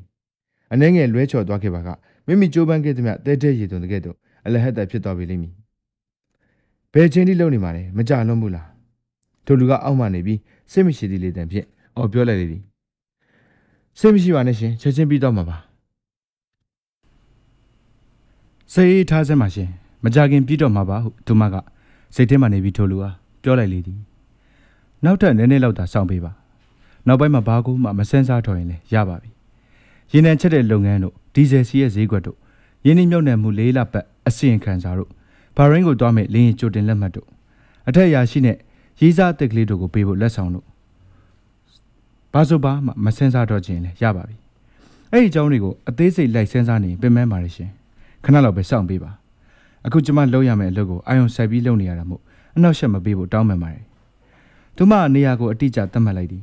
ထို့နောက်စိတ်ကိုဒုံဒုံချကဆုံးဖြတ်လိုက်သည်ထို့နောက်အကင်ထားသောလက်ကိုလေထဲသို့မြှောက်လိုက်သည်ထို့နောက်အသက်ကိုအောင့်လိုက်ပြီးခဏတစ်ဖြုတ်လောက်ဆိုင်းငံ့လိုက်သည်အကိုအောက်သို့ညှင်းသားစွာဖိချလိုက်လျောသည်အာရန်ဆက်လိုက်ပါကအဖျားကအသားထဲတွင်ကြိုးပြီးကျန်နေခဲ့မိကိုလည်းစိုးရင်ရပြန်သည်ထို့ကြောင့်တင့်တင်သောအနေထားမှတင့်တင်သောအားဖြင့်ကျင်နာယူရစွာထိုးချလိုက်ရခြင်းဖြစ်လေသည်တက္ကနာချင်းမှပင်ထိုလူ၏နှလုံးခုန်တန်များကရက်ဆဲသွားကြလျောသည်ဘဝကိုညှင်းသားစွာအဆုံးသက်သွားခဲ့ခြင်းပင်ဖြစ်လေသည်ထိုလိုရဲ့မျိုးကိုမေမှလွဲပြီးမြည်သူမျှမလုံနိုင်ပေသူမ၏လက်ဖျားတွင်ထူးခြားသောအာယုံကန်ဆဲလ်များကရှိနေကြသောကြောင့်ဖြစ်လေသည်ထိုယောက်ျားသည်ဟက်ခနဲ့ဝင်သက်ကိုမျိုးချလိုက်ပြီးနောက်ငြိမ်ကျသွားလျောသည်သူ၏ခန္ဓာကိုယ်တစ်ခုလုံးရှိကြွက်သားဆိုင်များကကျုံဝင်သွားကြသောကြောင့်ဖြစ်လေသည်အဆိုပါခန်းစားချက်ကိုတေးချောင်းစစ်ဆေးလိုက်ပြီးနောက်သူမကအက်ကိုဆွဲနှုတ်လိုက်သည်ထို့နောက်မိမိအိတ်ကက်ထဲတွင်အသင့်ဆောင်လာသောပိတ်ပါးစာကလေးကိုထုတ်ကအနာဝကိုဖိထားလိုက်လေသည်သွေးအထွက်ရက်သွားစေရန်ဖြစ်လေသည်အနာဝမှာအလွန်သိငယ်လာပြီးထွက်လာသောသွေးမှလည်းမဖြစ်စလောက်တာဖြစ်လေသည်အဲ့နဲ့ထိုးဆိုင်လိုက်သည်မှလည်းလျှက်တစ်ပြက်မျှသောတတင်ကအချိန်တွင်း၌သာဖြစ်လေသည်သို့ပါတော့လည်းတတိဆိုသည်မှာပိုသည်ဟုမရှိနိုင်သောအရာသာဖြစ်လေသည်သွေးစသွေးနာလက်ကျန်မရှိဖို့ကအလွန်အရေးကြီးလာပေသည်သွေးတစ်ဆက်ကြောင့်မိမိဘဝတစ်ခုလုံးပျက်စီးသွားနိုင်ပေသည်အာမမေဒီအဆဆအရာရာတွင်တတိကြီးစွာထားသူပင်ဖြစ်လေသည်မမေကအနာဝကိုလက်မနှင့်ဖိထားရင်းကထိုယောက်ျား၏မျက်နှာကိုစာရေးစပွဲပေါ်တွင်တစောင်းတင်ထားလိုက်သည်စာရဲပုံကြီးပေါ်တွင်ခေါင်းအောင်လျက်အိပ်ပျော်သွားသည့်ပုံစံမျိုးပင်ဖြစ်လေသည်သူ၏မျက်လုံးများမှမူပြူးကျဲပြီးကြံခဲ့တော့သည်ရုတ်တရက်ခံစားလိုက်ရသောဝေဒနာကိုအံ့အားသင့်သွားသည့်ပုံစံမျိုးပင်ဖြစ်လေသည်ထိုဝေဒနာမှာနာကျင်မှုလေလားရာရန်မှုလေလားဇင်ရှိမှုလေလားခွဲခြားပြီးမသိလိုက်ရရှာပြီလောကကြီးတွင်လူသားတို့၏သေပုံသေနည်းမျိုးမျိုးရှိကြလေရာထိုယောက်ျား၏သေသွားသည့်ပုံစံမှာအညစ်အသားဆုံးပင်ဖြစ်လေသည် ရှင်ကတော့အတော်ကြီးကိုတက်တက်တာတေးသွားခဲ့တာပဲနော်အာယုံမေမေကထိုးတုတ်တွေးတော့ကမျက်နှာကြီးကိုရှုံးမဲ့လိုက်လေသည်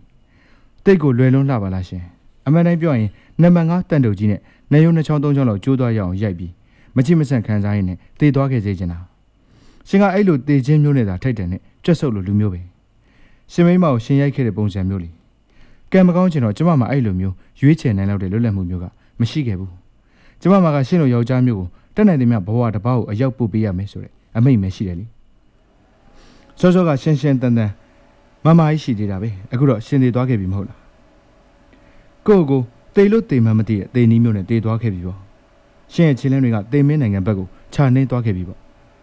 ့အဲမမေဒီအနာဝပေါ်ရင်ပိတ်ပါဆောင်9မိနစ်တိဖိထားခဲ့လေသည်ထိုမြတ်သမကမိမိလက်ပွေရများထင်ပြီးမကြံစီရန်အတွက်လဲခပ်ဖွားဖွားလေးဖိနေခဲ့လေသည်ထိုချိန်တွင်သူမ၏မျက်လုံးများသည်နိုင်လက်တက်များမှလုံးဝမခွာပဲတတိကြီးစွာထားကစိုက်ကြည့်နေခဲ့လေသည်သူမအတွက်ရှေလျားလွန်းလာတော့9မိနစ်ပင်ဖြစ်လေသည်ထာဝရဆက်လက်ဖြစ်ပေါ်နေတကယ်တော့ရှေလျားနေခဲ့ပေသည်အကယ်၍သာယခုလိုအချိန်မျိုးတွင်တယောက်ကဝင်လာပြီးသူမကလက်တစ်ဖက်ဖြင့်မိယာမဆန်၏အနာဝါအားဖိနေသည်ကိုသာတွေ့သွားခဲ့ပါကသူမ၏ဘောကလည်းအဆုံးသက်သွားမိတာဖြစ်လေသည်ထိုအချိန်တော်တွင်စပွဲတို့ကလေးကကော်ဖီခရလာချရန်ရုတ်တရက်ဝင်လာလိမ့်မည်လားမပြောတတ်ပြီတို့ဒီမဟုတ်တကားကိုလာခောက်အံ့ဆဲဆဲလေးဖြစ်နိုင်ပေသည်တို့ပါတော့လေဤ9မိနစ်ဆိုသောအချိန်ကလေးသည်သူမအတွက်မရှိမဖြစ်အရေးကြီးလွန်းလာပေသည်ထို့ကြောင့်သူမသည်အာယုံကြောများပြန်ပြီးတည်ငြိမ်လာရန်အတွက်အသက်ကိုပြင်းပြင်းရှူလိုက်ရလေသည်အလောတကြီးလို့ရလုံးဝမဖြစ်ပေအေးဆေးတည်ငြိမ်မှုကင်းမဲ့သွားရေးကလည်းလုံးဝမဖြစ်ပေခါတိုင်းကဲ့သို့သွေးအေးနှင့်လှုပ်တက်သောအဲမေမေဖြစ်နေဖို့ကအရေးကြီးလာပေသည်စိတ်လှရှားလွန်းသောကြောင့်မိမိရင်ခုန်တံများကိုပင်တဒိန်ဒိန်ကြားနေရလေသည်တို့ရင်ခုန်တံများနှင့်စီးချက်ကြိုက်ကယာနာချက်၏စင်ဖိုနီတေးသောတရောတန်စင်တို့ကရင်ထိုးကခွင်စီဝင်လာခဲ့ချလေသည်မိမိယာကွန်ပျူတာနောက်ခံတေးကဲ့သို့ပင်ဖြစ်လေသည်ဘိုးမီးယားမြက်ခင်းပြင်ပေါ်သို့လေပြေကလေးကတိတ်ဆိတ်စွာဖြတ်တန်းတိုက်ခတ်လျက်ရှိနေလျောသည်ထိုချိန်တွင်အာအုံမေမေ၏ခန္ဓာကိုယ်ကြီးမှာနှစ်ချမ်းခွဲထားပြီးတကယ်သို့ဖြစ်နေလျောသည်ကိုတချမ်းသည်မယားမ၏ဂုတ်ပေါ်မှအနာဝကိုတင်းကျပ်စွာဖိနှိပ်ထားလျက်ရှိလေသည်တို့ပါတော့လေသူမ၏အခြားကိုတချမ်းမှမူထိတ်လန့်ကြောက်ရွံ့ကနေလေသည်ရှိသည်မြအရာအားလုံးကိုစွန့်ပစ်ကအေခန်းထဲမှအမျက်ဆုံးထွက်ပြေးချင်နေမိလေသည်မိမိဒီအီနီယာရင်ရှိနေတကယ်တော့တစ်ချိန်နဲ့တွင်လုံးဝမရှိဟုလဲခံစားနေရပြန်သည်မိမိဒီတစ်ချိန်နဲ့တွင်နေရာနှစ်နေရာတွင်တပြိုင်တည်းတည်ရှိနေပြီးတကယ်တော့ခံစားနေရပေသည်အဆိုပါဖြစ်သည့်အိုင်းစတိုင်းသီအိုရီနှင့်ဆန့်ကျင်နေတော့လေမိမိအဖို့မြေတုံးမျှမတက်နိုင်ပေထိုဖြစ်သည့်လူသက်သမားတယောက်၏ဇံဝင်စားခြင်းလည်းဖြစ်နိုင်ပေသည်သို့နေနောက်ဆုံးတွင်9မိနစ်ဆိုသောအချိန်မှာကုံဆုံးသွားခဲ့လျောသည်အဲမေမေကပိုးပြီးသေးချရန်အတွက်နောက်ထပ်10မိနစ်တိုးပြီးဖိထားရင်ဆုံးဖြတ်လိုက်လေသည်10မိနစ်ကုံဆုံးသွားပြီးနောက်တွင်အနာဝါအားလက်နှိပ်တမီဖြင့်ထိုးပြီးကြည့်လိုက်ရာတရားသည်ချင်းကပ်ရာလောက်မျှပင်မကျန်တော့ကြောင်းတွေ့ရှိရလေသည်အဲမေမေ၏လို့ရမှာပြည့်ရလွန်လာပေသည်အုံနောက်အောက်တဲ့ရှိအရေးအကြီးဆုံးသောနေရာကိုမှတည်တည်ချာချာရွေးပြီးအသေးသေးကလေးနှင့်စက်ကနေထိုးထည့်သည့်အတွက်လေ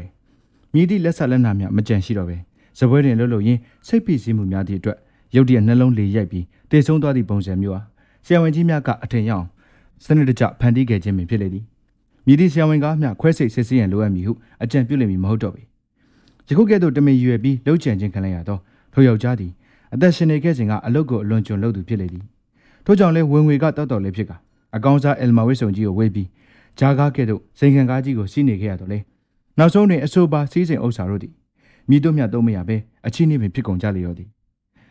တို့သည်ပြည့်စိတ်တကောင်ကဲ့သို့အလုတ်ကိုမနာနဲ့လုတ်ကအသက်ရှင်နေခဲ့ပြီးအတိတ်ပဲမဲ့စွာတည်ဆုံးသွားခဲ့ရလေရောသည်နောက်တော့လောကကြီးတွင်သူရှိနေခဲ့သည်ကိုပင်အားလုံးကမိမိပြော့ပြော့ဖြစ်သွားကြပြီရောမည်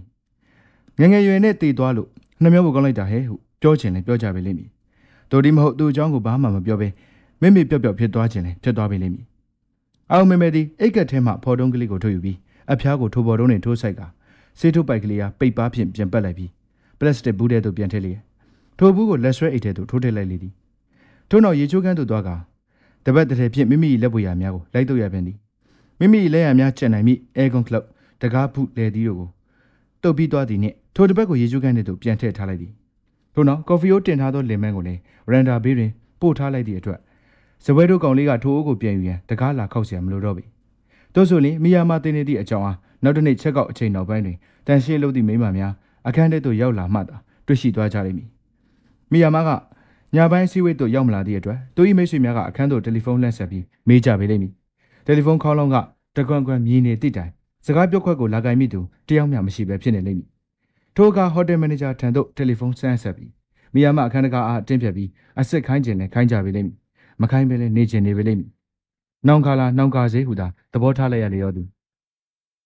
သူမရေကျွမ်းကန်းသို့သွားပြီးမှန်ရှိတွင်ရက်ကမိမိကိုယ်ကိုပြန်ကြည့်လိုက်သည်ထို့နောက်ဘလောက်စ်အင်ဂျီတွင်တွန့်ကျင်နေသောနေရာရှိမရှိကိုပြန်စစ်လိုက်သည်အပေါ်ဆုံးကျဲသည်ကိုလည်းပြန်တက်လိုက်သည်ယခုအခါလေဟိုက်ကိုဖျက်ပြီးရင်သားများဖောက်နေသည်ကိုလည်းပြဖို့မလိုတော့ပေဒီကောင်စုပ်အတော့ဘဝင်မြင့်နေငါရင်သားကိုငဲကြည့်ဖို့တော့မရဘူးဟုလည်းတွေးလိုက်လေသည်လူကိုဘလို့အစားများအောင်မနေမပြောတတ်ဘူးထို့နောက်သူမကသပင်များကိုလက်နှင့်တက်ကအာဘတရပြုံးလိုက်လေသည်သွားဆရာဝန်ထံတွင်ပြင်ဆိုင်ကာစတရက်ကလေးကပြူးထွက်လာခဲ့သည်ကဲပါလေရက်တီမရှိတဲ့လူတွေခန်းထဲမှာအမျက်ဆုံးထွက်မှာပဲဟုဆွဲကူးလိုက်သည်ခိုင်းနေကြလောကကြီးတဲ့သို့ပြန်သွားရပြီတော့မီသူနှင့်မိမိသဘောထားကိုလည်းပြောင်းလဲရပေသည်ယခုကမိမိသည်လူသက်သမားတစ်ယောက်မဟုတ်တော့ပေအမြဲတမ်းတက်ကြွနေသောစီးပွားရေးလုပ်ငန်းရှင်အမျိုးသမီးတို့အဖြစ်သို့ပြန်ရောက်လာခဲ့ပြီအောင်မေမေကတကားကိုဟားပြီးဘေးဘဝင်းချင်းကိုအကဲခတ်ကြည့်လိုက်သည်လူစားလူနာကိုမတွေ့ရသဖြင့်ဇင်းကြံတို့ထွက်ကတက်လီကားကိုမတုံးပဲရိုးရိုးလှေကားအတိုင်းဆင်းပြီးအဲခန်းကိုဖြတ်ကကတ်တုတ်တက်ကလေးဖြတ်လျှောက်လာခဲ့သည်အဲခန်းထဲမှာလူများကသူမဖြတ်သွားသည်ကိုမြေသူကားမျှသတိမပြုတ်မိကြပေသူမကလည်းသူတစ်ပါးသတိထားကြည့်ရလောက်လောလောနှင့်လျှောက်လာခဲ့သည်တော့မဟုတ်ပေသူမသည်ထိုနေရာတွင်ပါရဂူကြီးတဆူနီးပါးပင်ဖြစ်လေသည်သူမ၏ရင်သားကသာလက်ရှိအနေထားထက်အနှဲငယ်ပိုကြီးထွားမိဆိုပါကရာနှုံးပြည့်ပါရဂူကြီးတဆူတေချာပေါက်ဖြစ်နိုင်ပေသည်ထို့သို့တွေးလိုက်မိသည့်အတွက်မျက်နှာကအနှဲငယ်ရှုံမဲ့သွားခဲ့သည်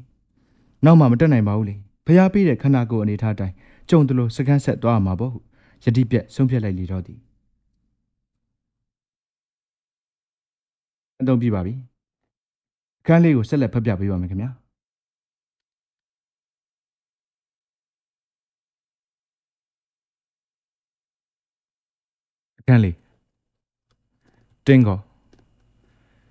မင်းဘက်ကသာအဲ့ဒီလိုရည်ရွယ်ထားခဲ့မယ်ဆိုရင်အချိန်မတော်ကျေလောင်စွာထောက်လိုက်သောတယ်လီဖုန်းတံများကြောင့်တင်းကောလည်းလန်လို့လာခဲ့လေရောသည်နှွေမြူနာရီလက်တက်များကညတနာရီတို့ညွန့်ပြနေခဲ့လေသည်ထုံးစံတိုင်းညကပိမ့်ပိတ်အောင်မှောင်နေခဲ့သည်ထိုဘုံသည်ကိုမက်ဆုထံမှဖြစ်ကြောင်းငကိုကလေးကကြိုးပြီးသဘောပေါက်တော့ပေါက်ထားခဲ့ပေသည်နိုင်ပြန်တစ်ချက်ကြော်အချိန်ကြီးတွင်အာမနာပါမနာဘုံဆက်လာမိသူမှာကိုမက်ဆုမှလွယ်ပြီးမြေသူမြမဖြစ်နိုင်ပေထို့ပြင်အိမ်မောကျနေသူတယောက်အားမနိုးနှိုးအောင်ဇွဲကောင်းကောင်းနှင့်နှိုးမိသူမှလည်းသူပင်ရှိလေသည်ကိုမက်ဆုဆိုသောလူတွင်အချိန်ဆိုသောအသည့်တင်ညာသည်လုံးဝကင်းမဲ့လျက်ရှိလေသည်မိမိစိတ်ထဲတွင်တစ်ခုခုပေါ်လာသည်နှင့်ချက်ချင်းပင်ဖုံးကောက်ဆက်လေရှိပေသည်ဖုံးဆက်ဖို့တင့်သည့်အချိန်ဟုတ်မှုကိုလည်းကောင်းတဲ့တွင်နည်းနည်းကလေးမျှထည့်မစင်စားတတ်ပေညနေတကောင်ကြော်လီလားနက်နက်လင်းအားကြီးအိမ်မောချလိုကောင်းသောအချိန်လီလားမင်္ဂလာဥညအညာကာစားဇနီးမောင်နှံတို့ပျော်မြူးနေသည့်အချိန်များဖြစ်နေပြီလားစေုံတက်တွင်အရေးပေါ်အခန်းထဲ၌ဆက်ဆံကြီးလဲနေသည့်အချိန်လီလားဟု၍နည်းနည်းကလေးမျှသူ၏ရှေ့မျိုးဘေးဥပုံကောင်းတဲ့တွင်ထဲ့တွေးဖော်ပြီးမရပေတို့ဆိုသည့်တိုင်ကိုမက်ဆွသည်တွေ့ကြရလူတိုင်းအပေါ်တွင်ပြုတ်မှုလေးရှိသူတယောက်တော့မဟုတ်ပေသူသည်လူအတိုင်းဝိုင်းတွင်နေထိုင်သူဖြစ်သည်နှင့်ညီလူကျင့်ဝတ်ကိုတော့လေးစားပေသည်သူသည်လူအဖွဲ့အစည်းတွင်နေထိုင်ပြီးလူအဖွဲ့အစည်းမှလာစာကိုထုတ်ယူပြီးနောက်စားတောက်နေသူမဟုတ်ပါလားတင်းကောကဖုံးဆက်မိသူဖြစ်သောကြောင့်သာထိုကဲ့သို့မညာမတာရဲဆက်ဆက်ပြုတ်မှုခြင်းဖြစ်ပေလိမ့်မည်တင်းကောသည်မိမိဘဝတိုးတက်ရေးလမ်းကြောင်းပေါ်တွင်ရှိနေသောအရာသာဖြစ်လေသည်သူဟာမိမိခြေလက်များကဲ့သို့သဘောထားလျက်ရှိနေခဲ့ပေသည်မိမိနှင့်ခွဲမရအောင်ဆက်ဆက်နေသည်ဟုမှတ်ယူထားခြင်းဖြစ်ပေလိမ့်မည်ထို့ကြောင့်လည်းမိမိကနိုးနေပါကတင်းကောလည်းနိုးနေရမည်ဟုမှတ်ယူထားပေလိမ့်မည်တင်းကော၏တဘာဝမှာထူးထူးထွေထွေကိစ္စမရှိလျင်ည7 နာရီတွင်အိပ်ရာဝင်ပြီးနက်နက်6 နာရီတွင်ထလေရှိသူတယောက်ပင်ဖြစ်လေသည်သူတွင်စောစောအိပ်ပြီးစောစောထသည့်အကျင့်ရှိသည်အိပ်ပျော်သည့်အခါတွင်လည်းကလတ်တီကလမောနှိမ့်နှိမ့်ချိုက်ချိုက်အိပ်လေရှိပေသည်အကြောင်းတစ်ခုခုကြောင့်အိပ်ရာမှလန်နိုးခဲ့လင်မူတော်တော်နှင့်ပြန်ပြီးအိပ်မပျော်နိုင်တော့ပေထို့အချက်မှာသူ့ဝတ္တိပင်ဖြစ်လေသည်ထို့ကြောင့်လည်းညာကြီးမင်းကြီးအချိန်မတော်မိမိထံသို့ဖုံးမဆက်ဖို့တိတိကျကျတောင်းပန်ထားခဲ့ပြီးဖြစ်လေသည်တောင်သူရာလုတ်ဓာမခုတ်လေသမားကပုံမကြည့်မခေါ်လေဆောင်နဲ့အားကောင်းချင်းမုံစမ်းတို့ဖြင့်ပတာကတီးနဲ့မရိတ်သိမ့်မီနှံကောင်အကြီးများကြမလာစေရင်ဆောင်းမတော်မူပါဗျာဟုဆူတောင်းတဲ့ကဲ့သို့ခက်ခရတောင်းပန်ထားပြီးဖြစ်လေသည်ထိုချိန်မျိုးတွင်သူကဟုတ်ပါပြီကိုသဘောပေါက်ပါပြီဟုအချင်းချင်းဂတိပေးခဲ့မြင်ဖြစ်တော်လေမိုးကလေးတစ်ပြဲလောက်ရွာသည်နှင့်မိုးရီစီးရတို့တကောက်ကောက်ပါသွားသည့်အမိုက်များကဲ့သို့ပင်သူ၏ဂတိများသည်လည်းလွင်မျောပြောက်ွယ်သွားကြစမြဲပင်ဖြစ်လေသည်တင်းကောကဖုံးတန်ကြကြချင်းအိမ်ရမှာလူးလဲထားကလမ်းတွင်ထိုင်ကုန်များကိုခလုတ်တိုက်လျက်တယ်လီဖုန်းရှိရမိဖို့ကြောင့်လည်းသူအမောတကောပြေးလာသည့်တိုင်ဖုန်းတန်များတစ်ချက်ကလေးမျှမနာပဲတကွန်ကွန်နှင့်ဆက်မိနေခဲ့လေသည်ကိုဖူကာရီနှင့်စကားပြောပြီးပြီကိုမဆူကစကားပလင်ခံခြင်းနှုတ်ခွန်းဆက်ခြင်းတို့ကိုပြောမနေတော့ပဲဒဲတိုးကြီးပြောချလာခဲ့လေသည်အိပ်ပျော်နေရလားအချင်းမတော်ကြီးဖုန်းဆက်ရတာအားနာလိုက်တာဆိုသည့်စကားမျိုးကိုလည်းပြောမှမသိပေ အမြဲတမ်းပင်သူပြောချင်သောစကားကိုအလေးထားပြီးအလော30ပြောလာခဲ့တော့သည်တင်းကောကအမောင်ထဲတွင်မျက်နှာကြီးရှုပ်မဲ့ကဘာမှပြန်မပြောနိုင်ပဲဖြစ်နေလေသည်အိမ်မောကျနေသူတယောက်အားလှုံနှိုးလိုက်တဲ့အခါရုတ်တရက်ဘာပြန်ပြောလို့ပြောမှမသိအောင်ကြောင်တောင်ဖြစ်နေခဲ့လေသည်ဟေးကိုပြောနားထောင်နေရလားနားထောင်နေပါတယ်တယ်လီဖုန်းထဲမှာဆိုပေမဲ့လိုရင်းရအောင်တော့ပြောပြခဲ့ပါတယ်ဒါပေမဲ့ကိုယ့်ဘက်ကပဲတစ်ဖက်သက်ပြောနေခဲ့ရပြီသူ့ဘက်ကတော့နားထောင်ပေးုံတက်ပါပဲပြီးတော့အပြန်လန်ဆွေးနွေးပြောဆိုခဲ့တဲ့သဘောမျိုးလို့တော့မဆိုနိုင်ဘူးဘလို့ပဲဖြစ်ဖြစ်ကောင်မလေးကအတော့စကားနေတာပဲပြောပုံဆိုပုံကလည်းတမျိုးကြီးပဲမောင်ရင်ကိုယ်တိုင်ပြောကြည့်တဲ့အခါသဘောပေါက်လာပါလိမ့်မယ်ဒီလိုနဲ့ပဲကိုယ့်ရဲ့အစီအစဉ်ကိုလိုရင်းနဲ့တိုးရှင်ပဲပြောခဲ့ရတယ်ဆိုပါတော့ပြောရဲဆိုပေမဲ့လည်းကိုကတတိယလူနေရာကပြောခဲ့ရတာလေးပုတ်တုံးလုံးဆိုတဲ့စာမှုတယောက်ကပိုးပြီးချော့အောင်ရေးပေးပြီးကလောင်တက်စာပေပြန်ပွဲမှာဝင်ဖို့ရည်ရွယ်ချက်မရှိဘူးလားဆိုတဲ့သဘောနဲ့မေးခဲ့ရတာလေတယ်လီဖုန်းထဲမှာဆိုတော့အကြမ်းပြင်းတော့ပဲပြောခဲ့ရတယ်ဆိုပါတော့လေအသေးစိတ်တော့လူချင်းတွေ့မှာပဲပြောပြရစီလို့တောင်းပန်လိုက်ရတယ်လူရင်းကတော့ကိုတို့အစီအစဉ်ကိုသဘောတူမတူဆိုတဲ့အကြောင်းတွေ့ဝိုက်ပြီးစကားနှက်ခဲ့ရတယ်ဆိုပါတော့ကို့အနေထားကလည်းဒဲ့ရဲ့ကြီးပြောလို့ကောင်းမှာမကောင်းတာအဲ့နဲ့ပါဆက်ဖြစ်ခဲ့ကြတယ်သူ့ဘက်က yes or no ဆိုရပြတ်သားတဲ့ဖြေကိုတော့မရခဲ့ဘူးဟမ်သူ့ဘက်ကဘာမှပြန်မဖြေဘူးလားကိုမဆုကစကားကိုဖျက်လိုက်ပြီထို့နောက် secret ကိုပါဇက်တွင်ခဲပြီးမင်းကြီးလိုက်လေသည်တင်းကောဖို့တယ်လီဖုန်းထဲမှအတန်များကိုနားထောင်ရုံဖြစ်မိထိုမြင်ခွင့်ရမိမိအရှိတွင်အတိုင်းသားပေါ်လာခဲ့လေသည်အဘဲကြောင့်ဆိုတော့ကိုမဆုသည် gas မီဂျီကိုတုံးလေမရှိဘဲဒတာမီဂျီကိုတုံးလေရှိသောကြောင့်ရှဲကနေမြေတံကိုကြားလိုက်ရသောကြောင့်ဖြစ်လေသည်တကယ်တော့ဖူကာအရီကမောင်ရင်နဲ့ထဲရိုက်တွေ့ချင်နေပုံရတယ်ကွကိုမဆုက secret မီကိုမြောင်မှုတ်ထုတ်လိုက်ရင်းကပြောလာလေသည်သူ့ပါဇက်ကဒိုးစီစဉ်ကိုစိတ်ဝင်စားတယ်စိတ်ဝင်စားဘူးဆိုတာရောပူပေါင်းပြီးလှုပ်ချင်တယ်မလှုပ်ချင်ဘူးဆိုတာရောဘာတစ်ခုမှမပြောဘူးပထမဆုံးမင်းနဲ့တွေးကြည့်ချင်တာဆိုတာတော့ပဲပြောနေတယ်အေကနာတော့မင်းနဲ့လူချင်းတွေ့မှာပဲပြတ်သားတဲ့ဖြေကိုပေးလာလိမ့်မယ်ထင်တာပဲအခုဆိုရင်မောင်ရင်ရဲ့အနေထားတိတ်ပြည့်ရေးကြီးတဲ့နေရာရောက်လာခဲ့ပြီဆိုတာကိုရောသဘောပေါက်ရလားဒါနဲ့ကျွန်တော်ဘာဆက်လုပ်ရမှာလဲမနေ့ဖြန်ညနေပိုင်းအားရမဟုတ်လားကျွန်တော်ဤအလုပ်ပညာသင်ကျောင်းမှစာသင်ချိန်ဒီနံနက်ပိုင်း2ချိန်နဲ့မွန်းလယ်ပိုင်း4နာရီထိတစ်ချိန်ရှိလေသည်ကံကောင်းသည်ဟုပြောရမလားကံဆိုးသည်ဟုဆိုရမလားမသိတို့ချိန်နောက်ပိုင်းတွင်ဘာမှလုပ်စရာမရှိပဲအားလျက်ရှိနေခဲ့လေသည်ဟုတ်ကဲ့အားပါတယ်ဒါဆိုရင်ညနေ6နာရီတိမှာရှင်ဂျူကုရက်ကွက်မှာရှိတဲ့နဂါမူရာစားတောက်ဆိုင်ကိုအရောက်သွားပါအဲ့ဒီမှာကိုယ့်နာမည်နဲ့အတွင်းကြကြစိတ်ညစ်နေစပွဲဝိုင်းကိုကြိုးပြီးဘိုကင်လုပ်ထားပေးမယ်ကိုကုမ္ပဏီရဲ့စရင်းလဲဖွင့်ထားပေးမှာဆိုတော့နှစ်ယောက်တည်းစားချင်တာစားတောက်ချင်တာတောက်ပြီးရင်းနေစကားပြောကြပြီတော့ကိုမဆုဆန်ရောအတူမလိုက်ဘူးလားဖူကာအေရီရဲ့စကားကိုခြုံကြည့်လိုက်တော့သူကမောင်ရင်းနဲ့နှစ်ယောက်တည်းတွေ့ချင်နေပုံရတယ်ဒီတစ်ခေါက်တော့ကြုံမလိုက်တော့ပါဘူးတင်းကောကငြိမ်ကျသွားလေတော့သည်ကိုမဆုကတော့တက်ကြွသောလေတံဖြင့်ယခုကဲ့သို့ဆက်ပြောလာလေသည်အဲဒါကြောင့်ကိုမလိုက်တာပါတင်းကောခွင်ရမောင်ရင်ကလူကောင်းသားကြီးပေမဲ့လူချစ်လူခင်တော့ပေါ်ပါတယ်ပြီးတော့အလွတ်တင်ထက်တန်းကျောင်းကကျောင်းဆရာဖြစ်နေတယ်ဆိုတော့ဆယ်တန်းကျောင်းသူလေးတွေလက်ခံလာအောင်ဘယ်လိုပြောရမလဲဆိုတော့ကျွမ်းနေပြီးသားဖြစ်မှာပါလေကဲစူးစမ်းပြီးတော့ကိုအိမ်ကရက်လက်ကောင်စောင့်နေမယ်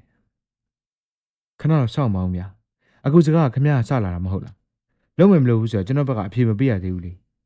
ေလူကြည့်ဝင်ပိုင်းကကြည့်ရင်လေခမရရဲ့အစီအစဉ်အရင်အနေများတယ်အဲ့လိုအခြေအနေမျိုးမှာကိုလုံးဝမသိတဲ့မိန်းကလေးတယောက်လက်ခံလောင်ဘလို့လုပ်ပြီးနားချရမှာလဲဒီမတင်းကောကောင်ကိုစကားလွန်နေပြီကွာတဲ့ရထားစီးပြီးသွားနေတဲ့အချိန်မှာမသွားတော့ပါဘူးလေဆိုပြီးပြန်ဆင်းလို့မရဘူးလေကိုကဖြစ်အောင်လုပ်မယ်လို့ဆုံးဖြတ်ပြီးပြီမောင်ရင်လည်းတဝက်လောက်တော့ဆုံးဖြတ်ထားမှာပါလေအမှန်တော့ကိုနဲ့မောင်ရင်တို့ကတလီတဲစီတခီးတဲ့သွားနေကြရကြိုးတွေပါကွာတင်းကောကခေါင်းကိုတွတ်တက်ခေါင်းရမ်းလိုက်သည်တလီတဲစီတခီးတဲ့သွားဆိုပါကလားဘယ်တော့မှများထိုမြကြီးကျယ်ဒီဆုံးဖြတ်ချက်မျိုးချမိလိုက်သည်ကိုမိမိကိုယ်ကိုတွေးမရအောင်ဖြစ်နေရလေရောသည်ဒါပေမဲ့တလောတုန်းကပဲမောင်ရင်အချိန်ယူပြီးစဉ်းစားပါလို့ကိုမဆုဆန်ကိုယ်တိုင်ပြောခဲ့သေးတယ်မဟုတ်လားအဲ့ဒါက9ရက်ကြီးမြောင်ကြာခဲ့ပြီလေအဲ့ဒီအတော်တွင်ဘလို့ဆုံးဖြတ်ခဲ့တာလေတင်းကအဖေကကြက်သွားခဲ့လေသည်နောက်ဆုံးနေယခုကဲ့သို့ပြောချလိုက်လေသည်လုံးမယ်မလုပ်ဘူးဆိုတဲ့အဖြေကိုဘလို့ပေးရမယ်မှမသိအောင်ဖြစ်နေတယ်ဒါဆိုရင်လည်းဖူကာအရီနဲ့အရင်တွေ့ကြည့်လိုက်ပါလားသူနဲ့တွေ့ပြီးမှအဖြေကိုဆုံးဖြတ်ရင်လည်းရပါတယ်တင်းကလည်းညှိုးဖြင့်သူ့၏နှထင်ကိုနာနာလေးဖိလိုက်သည်သူ၏အုံနောက်ကကောင်းကောင်းလုံးမလို့တော့ကြောင့်ဖြစ်လေသည်ဒါဆိုရင်လည်းမနေ့ပြန်ရှင်ဂျူကုကနဂါမူရာစားတော့ဆိုင်မှာဖူကာအရီဆိုတဲ့မိန်းကလေးကိုတွားတွေ့လိုက်ပါမယ်တွေ့ပြီးတော့အကျိုးကြောင့်အချမ်းဖြစ်တော့ရှင်းပြလိုက်ပါမယ်သူ့ဘက်ကသဘောတူမယ်မတူဘူးဆိုတာကိုတော့ကြိုပြီးအာမမခံနိုင်ဘူးတော့အဲ့လောက်ဆိုရင်မရပါပြီဒါနဲ့အဲ့မိန်းကလေးကကျွန်တော်ကြောင်းဘယ်တိုင်းတာထိတိထားတယ်လဲအကြမ်းပြစ်လောက်တော့ပြောပြထားရတာပေါ့ကွာအသက်က29နှစ်ကျော်လူပြိုကြီးအခုထိအိမ်အောင်မကြသေးဘူးရေယိုဂီဘက်ကအလွတ်ပညာသင်ကျောင်းမှာသင်ချာဆရာဝင်လုပ်နေတယ် လူကောင်းကြည့်ပေမဲ့စိတ်သဘောထားအင်မတန်နူးညံ့တယ်မိမပြုတ်ကလေးတွေနဲ့ရောထူးတွေမနေတတ်ဘူးရိုးအေးနေတတ်ပြီးလူတစ်ဖက်သားကိုကျင်နာတတ်တယ်ပြီးတော့မင်းရဲ့အရေးသားကိုသူကတိတ်သဘောကျတယ်အများအဖြစ်တော့အဲ့တော့ပါပ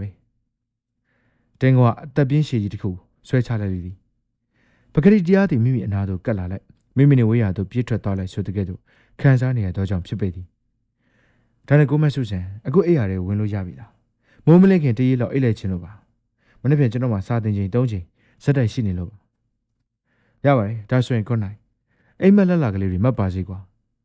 ပြောပြောဆိုဆိုနဲ့သူ့ဘက်မှာတယ်လီဖုန်းဖြတ်ချသွားခဲ့လျော်သည်တင်းကတယ်လီဖုန်းစကားပြောခွက်ကိုကိုင်ကအတန်ကြာငိုင်းကြည့်နေပြီးမှအောက်သို့ချလိုက်သည်ဖြစ်နိုင်မှာကချက်ချင်းပင်အိမ်မောကျသွားခြင်းပြီးတော့သည်ခုံးမဆုပြောတဲ့ကဲ့သို့အိမ်မက်လက်လာကလေးများတတိတတန်းကြီးမက်လိုက်ခြင်းသည်သို့ပါတော့လေမိမိအိမ်မောကျနေသည့်အချိန်တွင်အတင်းလာနှုတ်ပြီးစိတ်ရှုပ်စရာစကားများကိုပြောသွားပြီးမှတော့ဘယ်မှာလာပြီးချက်ချင်းအိပ်ပျော်တော့ပါမည်နီအရက်ကလေးတစ်ခွက်တစ်ဖလားတောက်လိုက်ရင်အိပ်ပျော်သွားလိုက်မည်လားတော့မပြောတတ်ပေသို့ပါတော့လေအရက်တောက်ချင်သည့်စိတ်ကလုံးဝမရှိပြန်ပေနောက်ဆုံးတွင်ရေတစ်ခွက်ပြည့်တောက်လိုက်ပြီးပက်လက်လှန်ကမီးရင်ကိုဖွင့်လျက်အိပ်ပျော်သွားသည့်အထိစာအုပ်တုပ်ကိုကင်ဖက်နေမိခဲ့လေသည်သူနှင့်အာယုံကျင်းလိုနေအချိန်တွင်မိခနဲ့အိပ်ပျော်သွားခဲ့လျော်သည်အလုပညာသင်ကျောင်းတွင်3ချိန်တိုင်တိုင်တင်ကြားပြီးသွားသည့်အချိန်တွင်လက်ရထားဖြင့်ရှင်ကျုကုဘက်သို့ထွက်လာခဲ့သည်လမ်းတွင်ကင်နိုခုနီယာစာအုပ်ဆိုင်ကြီးတစ်ခုကိုဝင်ကစာအုပ်3လေးအုပ်ကိုဝယ်လျက်နာဂါမူရာစားတော့ဆိုင်သို့ဆက်ပြီးရှောက်လာခဲ့လေသည်ဆိုင်ဝါသို့ရောက်သည့်အခါခိုးမဲဆွေနာမည်ကိုပြောလိုက်သည်နှင့်စပွဲတို့တယောက်ကဆိုင်အတွင်းဘက်ကြစိတ်ငြိမ်သောစပွဲဝိုင်းသို့ခေါ်လာခဲ့ပေသည်စပွဲတွင်ဖူကာအရီကယခုအထိရောက်မလာသေးပေအဖော်လာသည့်အထိစောင်းမီဟုပြောလိုက်သောအခါစပွဲတို့ကအဖော်မလာခင်ဘာတောက်မြင်နည်းဟုမေးလာခဲ့ရာမိမိကဘာမှမတောက်ချင်ကြောင်းပြန်ပြေးလိုက်သည့်အတွက်စပွဲတို့ကမီနူးနှင့်ရေအေးတစ်ခွက်ကိုချပေးကထိုနေရာမှထွက်ခွာသွားလျော်သည်ထို့နောက်ဝဲလာကားစာအုပ်တုပ်ကိုဖွင့်ဖတ်လိုက်သည်မော်ပညာဆိုင်ရာစာအုပ်ကလေးတုပ်ပင်ဖြစ်လေသည်ထိုစာအုပ်ထဲတွင်ဂျပန်လူအဖွဲ့အစည်းတွင်ကျင်းစာတိုက်သည့်ဒလိထွန်းကားခဲ့ပုံများကြောင်းရေးသားထားလိုက်သည်ရှင်းတော်မညီညွတ်ပဲကမောက်ကမဖြစ်နေခဲ့သောအတိတ်ကဂျပန်ပြည်တွင်ကျင်းစာတိုက်သည့်ဒလိထုံးစံများခေတ်စားခဲ့ပုံများကိုရှင်းပြထားခဲ့လေသည်6 နာရီနဲ့ 5 မိနစ်ထိုးသည့်တိုင်ဖူကိုင်ရီကပေါ်မလာသေးပေတင်းကောကလည်းသူမရောက်လာသည့်အတွက်စိုးရင်ပူပန်ခြင်းလုံးဝမရှိပဲဖက်လက်ဆက်စာအုပ်ကိုစိတ်ဝင်စားဆက်ဖက်နေခဲ့သည်ချိန်ထားသည့်လူကအချိန်နောက်ကျနေခြင်းအတွက်လုံးဝအံ့ဩခြင်းလည်းမဖြစ်မိပေများသောအားဖြင့်ဘုမတိဘာမတိအကြောင်းများပင်ဖြစ်လေသည်ဘုမတိဘာမတိအခြေအနေကိုရောက်နေမှတော့ပုံမထူးခြားလာနိုင်ပြီမဟုတ်ပေဒီကြားထဲသူမကစိတ်တမျိုးပြောင်းသွားသောကြောင့်မလာတော့ပဲနေလိုက်ခြင်းလည်းဖြစ်နိုင်လေသည်ထို့သောဖြစ်သွားသည့်အတွက်မိမိအနေနဲ့လုံးဝအံ့ဩတုန်လို့စရာအကြောင်းမရှိပေအမှန်တော့သူမမလာရင်ပိုးရပင်ကောင်းပေလိမ့်မည်မိမိတယောက်တည်းစားစရာရှိတာကိုစားပြီးအိမ်သို့ပြန်ရောက်သည့်အခါမိမိတနာရီကြောင်စောင့်နေခဲ့တော့လေသူမကရောက်မလာတော့ကြောင့်ပြန်ခဲ့ရကြောင်းကိုဖုံးဆက်လက်ယုံပင်ဖြစ်လေသည်တို့ဖြစ်ပါကမိမိလည်းတာဝန်ကျေသွားပြီးတော့မည်6 နာရီထိုးပြီး22 မိနစ်တိတိတွင်ဖူကာအရီကပေါက်ချလာခဲ့လေသည်သူမအားစပွဲတို့တယောက်ကခေါ်လာပြီးကျွန်တော်နဲ့မျက်နှာချင်းဆိုင်ရှိကလပ်ထိုင်တွင်နေရာချပေးလာခဲ့သည်သူမသည်မိုးကအင်ဂျီကိုပင်မချွတ်အားပဲကျွန်တော်၏မျက်နှာကိုစိုက်ကြည့်နေလေတော့သည်ဖြူဖွေးတွေ့ပြောင်းလာသောလက်ကလေးနှချောင်းကိုမူစပွဲပေါ်တွင်စုံလိုက်ချထားသည်နောက်ကျသွားလို့တောင်းပန်ပါရရှင်စောင့်နေရကြသွားပြီလားစသည်အလာဝတက်လာပါစကားမျိုးကိုပင်တခွန်းတလေးမြပြောဖို့မရပြီ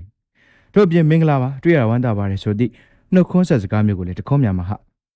တင်းကောဤရှစ်တက်တက်မှနေပြီးရှုတီတီနဲ့စိုက်ကြည့်နေလေရောသည်ကောတော့ကြကုန်ပြီဟုတင်းကောကတွေးလိုက်မိလေရောသည်ဖူကာအရီဒီလူကောင်ကသေးပြီးပုံညံ့ညက်ကလေးဖြစ်တော်လဲတပုံထဲတွင်တွေ့ခဲ့ရသည့်ထက်အများကြီးပိုပြီးလှနေခဲ့သည်လူတစ်ပတ်သား၏မျိုးလုံးများကိုဖမ်းစားတတ်သည့်မျိုးလုံးမျိုးဆိုသည်မှာသူမ၏မျိုးလုံးမျိုးကိုဆွလို့သည်လားမပြောတတ်တော့ပေနှဆိုင်လာသောမျိုးလုံးမျိုးပင်ဖြစ်လေသည်အဆိုပါရှွန်းလက်တော့ပါသောမျက်ဝင်းကြီးများအောက်တွင်တင်းကောမှမနေတတ်မထိုင်တတ်ဖြစ်အောင်ဖြစ်နေရလျောသည်သူမသည်မျက်တောင်လည်းမခတ်တလောက်ရှိနေခဲ့ုံများမကအသက်ပင်ရှူမှရှူပါမလားဟုထင်မှတ်ရသည်စပင်တပင်ချင်းကဖြောင်ဆင်းနေခဲ့သည်မျက်ခုံးမွေးကြီးများကလည်းထူထဲပြီးနတ်မောင်လေးရှိသည်ထို့ပြင်ပြိုရွယ်သောမိန်းကလေးများတွင်ဖြစ်တတ်သည့်ဘဝ၏ပူပင်သောကာတို့ကလည်းကင်းစင်လျက်ရှိနေခဲ့ပြန်သည်သူမ၏အတွင်းစိတ်ထားနှင့်အသွင်ပြင်တို့မှာအနှဲငယ်လွဲလျှော်နေသလားအောက်မေ့ရသည်နတ်မောင်နေသောတငယ်အင်ကြီးများမှာတစ်ဖက်နှင့်တစ်ဖက်အနှဲငယ်ကွာခြားနေကြသည့်ပုံစံမျိုးပင်ဖြစ်လေသည်သူမျက်နှာကလေးကိုကြည့်နေရင်းကပင်တင်းကော၏စိတ်တွင်ကတိကောက်ခံစားလာခဲ့ရလေသည်သူမ၏ရင်ထဲတွင်မြည်တို့ခံစားနေရသည်ကိုလည်းခံမဲ၍မရနိုင်အောင်ဖြစ်နေလျောသည်ထိုသဘောအရာကြည့်မိဆိုလျင်သူမ၏အလှသည်မော်ဒယ်အိုင်ရိုးတို့၏အလှမျိုးနှင့်ခြားနားနေပေသည်တို့တိုင်အောင်လည်းသူမ၏မျက်နှာတွင်ညှို့အားအပြည့်ရှိနေသည်မှာပေါ်လွင်လှပေသည်တင်းကောကဖလက်ဆစာအုပ်ကိုပိတ်ကစပွဲဘေးတွင်ချထားလိုက်ပြီးခဏကိုပြန်မှတ်အောင်ပြန်ထိုင်လိုက်သည်ခိုးမဆုပြောခဲ့သည့်အတိုင်းပင်သူမသာစာပေစုကိုရခဲ့ပါက မီဒီယာအတိုင်းဝိုင်းတစ်ခုလုံးပွက်လောရိုက်သွားမိမှာတေချာလာပေသည်မိမိတို့အနေနဲ့ပေးလာသောခြေတွေကိုဆက်လက်အသုံးချသွားရင်သာရှိပေတော့သည်စပွဲတို့ရောက်လာပြီးသူမ၏ဘေးတွင်ရေတခွက်နှင့်မီနူးတို့ကိုလာချပေးသည်သူမကတော့မီနူးကိုကောက်လှမ်းမကြည့်သေးပဲတင်းကော၏မျက်နှာကိုသာစိုက်ကြည့်နေခဲ့လေသည်မင်္ဂလာပါတင်းကောကမတက်တာသည့်အစုံမိမိဘက်ကပင်စပြီးနှုတ်ဆက်လိုက်သည်သူမ၏ရှေ့တွင်ထိုင်နေရခြင်းကြောင့်မိမိခန္ဓာကိုယ်ကြီးမှာကြီးတဲ့ကြီးလာသည်ဟုခံစားလာသောကြောင့်ဖြစ်လေသည်ဥရဲ့အကြောင်းကျွန်မသိတယ်ခဏကြာတော့ကသူမ၏သိမ်းမြင်လာသောစကားတန်ကလေးကထွက်လာခဲ့တော့သည်ဟေးမင်းကဥရဲ့အကြောင်းဘလို့သိတာလဲကျောင်းမှာတင်ချတင်ပေးတယ်မဟုတ်လာ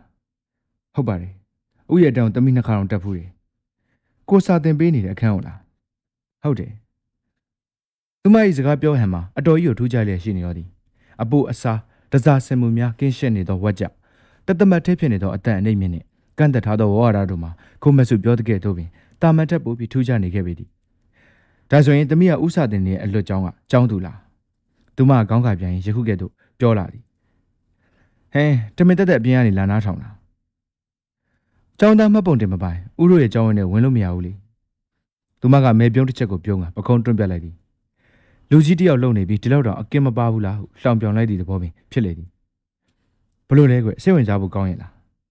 းတင်းကောကနောက်တစ်ချိန်အတိတ်ပင်မဲ့သောမိကုန်းတစ်ခုထမင်းမိလိုက်ပြန်သည်သူမကတော့ဘာမှပြန်မဖြေပဲမျက်လုံးကိုတင်းကော၏မျက်နှာမှာမခွာပဲရေတစ်ခွက်ကိုကောက်တော့လိုက်သည်ထို့သို့ပြန်မဖြေခဲ့တော့လဲနှစ်ချိန်တိတိဆက်လာခဲ့သည့်အတွက်စိတ်ဝင်စားလို့ဖြစ်မှာပါလေဟုမိမိဘာသာတွေးဆလိုက်ရသည်သမီးကအခုအထက်တန်း grade 3အောင်ရောက်နေပြီနော်ဆိုပါတော့တက္ကသိုလ်ဝင်ဆောင်ပွဲကိုဝင်ဖြေမယ်ဆိုပါတော့သူမခေါင်းကိုတွင်တင်ခေါင်းရမ်းပြလိုက်သည်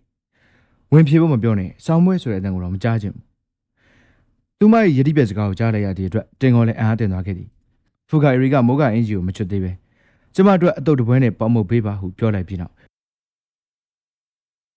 မီနူးကိုစပွဲတို့လက်သို့ပြန်ရလိုက်သည်နောက်မှပြန်တတိရလာသည်လားဝိုင်ဝိုင်လည်းယူခဲ့ပါအောင်ဟုထပ်မှလိုက်လေသည်ဒုက္ခစပွဲတို့လူငယ်ကလေးကဖူကာအီရီကအသက်ဘလောက်ရှိပြီလဲဟုမေးကြည့်လိုက်ရာသူမကဘာမှပြန်မပြောပဲခက်တီတီနဲ့ပြန်ပြီးစိုက်ကြည့်လိုက်တဲ့အတွက်စပွဲထိုးလေးလည်းနှုတ်ပိတ်သွားလျော်သည်တင်းကောကတော့အသက်မေးသည့်အတွက်စိတ်ဆိုးသွားသည်ဟုအောက်မေ့မိလိုက်သည်ထို့နောက်သူကစီးဖူးနဲ့လင်ကင်ခေါ်အီတလီပါစတာကိုမှားလိုက်သည်တစ်စက်တည်းမှာပင်သူမနဲ့အတူတောက်ရန်ဝဝိုင်ကိုပါတပါတည်းမှားလိုက်ရလေသည်ဥကကျောင်းဆရာလုံးုံတွေမကဘူးဝတ္ထုလည်းရေးသလားသူမကစိတ်ထဲတွင်ကြွယ်ဝချင်းမရှိပဲမိမိမေးချင်တာများကိုဟောတဲ့နိုင်ပင်တမေးတဲ့မေးနေခဲ့လေသည်ထို့သို့ပြောသည့်ဟန်ဘက်မှာသူမရဲ့စကားပြောသည့်စတိုင်ဖြစ်ဟန်တူးလေသည်အခုလောလောဆယ်တော့အဲ့ဒါတွေပဲလုံနေရဆိုပါတော့လေဒါပေမဲ့ဥယျာဉ်ရုပ်ကကျောင်းဆရာစာရေးဆရာတွေပုံစံမျိုးလည်းမဟုတ်ဘူးနော်ဟုတ်မလားမပြောတတ်ဘူးတင်းကောကအလိုက်တင်ရီပြလိုက်ချင်တော့လဲရီလို့မရအောင်ဖြစ်နေလေရောသည်ဆရာပြစ်လက်မဲ့လည်းရှိတယ်အလုပ်ပညာသင်ကျောင်းမှာလည်းဝင်ပြီးသင်ပေးနေတယ်ဆိုပေမဲ့ကိုတကယ်ဆရာတယောက်လို့မအောင်မေသေးဘူးဝိထုတွေတပုတ်ပြီးတပုတ်ရေးနေပေမဲ့ပုံနေစလုံးဖြစ်တစ်ခုမှဖော်ပြတာမခံရသေးတော့စာရေးဆရာလို့မခေါ်နိုင်သေးဘူးဆိုပါတော့ကွယ်ဒါဆိုရင်ဘာမှမဖြစ်သေးဘူးလို့ဆိုရမှာပေါ့နော်တင်းကောကခေါင်းချင်းပြလိုက်သည်မင်းပြောတာမှန်ပါတယ်လောလောဆယ်ကိုကဘာကောင်းမှမဟုတ်ပါဘူးတင်ချပါတာတော့အတော်လေးဝါသနာပါဝင်ရရင်တော့တင်းကောကသူမရဲ့မေးခွန်းကိုတန်တရာတဝက်ဖြင့်ပြန်ဖြေလိုက်တယ်မှန်ပါတယ်ဥကတင်ချောင်ငယ်ကလေးတွေကဝါသနာပါခဲ့တာပါဘလို့အပိုင်းမျိုးတွေကိုဝါသနာပါတာလဲဘလို့အပိုင်းမျိုးတွေပါလဲသိပြီတင်ချာပု္ပ္ပစာတစ်ခုသာကိုရှိမှရှိနေမယ်ဆိုရင်စိတ်ကလိုလိုတည်ငြိမ်သွားတယ်ဖြည့်ရှင်းတဲ့အရာတွေကိုလည်းအားလုံးဖြည့်ရှင်းပစ်လိုက်ခြင်းနဲ့စိတ်လည်းဖြစ်လာမိတယ်ဥတင်ပြတဲ့ကိန်းပြည့်နဲ့အပိုင်းကိန်းကနန်း integration များဆိုတဲ့သင်ခန်းစာအရင်စိတ်ဝင်စားဖို့ကောင်းတာပဲဥတင်ရဲ့အတန်းမှာလာနားထောင်ခဲ့တာလားဖူကာအီရီကခေါင်းငိမ်ပြလိုက်သည်တမီးကလည်းတင်ချာကိုစိတ်ဝင်စားတယ်ဆိုပါတော့ဖူကာအီရီကခပ်ပေါ်ပေါ်ကလေးခေါင်းရမ်းပြသည်တင်ချာကိုစိတ်ဝင်စားဖို့ဆိုသည့်သဘောပင်ဖြစ်လေသည်ဒါပေမဲ့ကိန်းပြည့်နဲ့အပိုင်းကနန်းသင်ခန်းစာကိုစိတ်ဝင်စားတယ်မဟုတ်လာ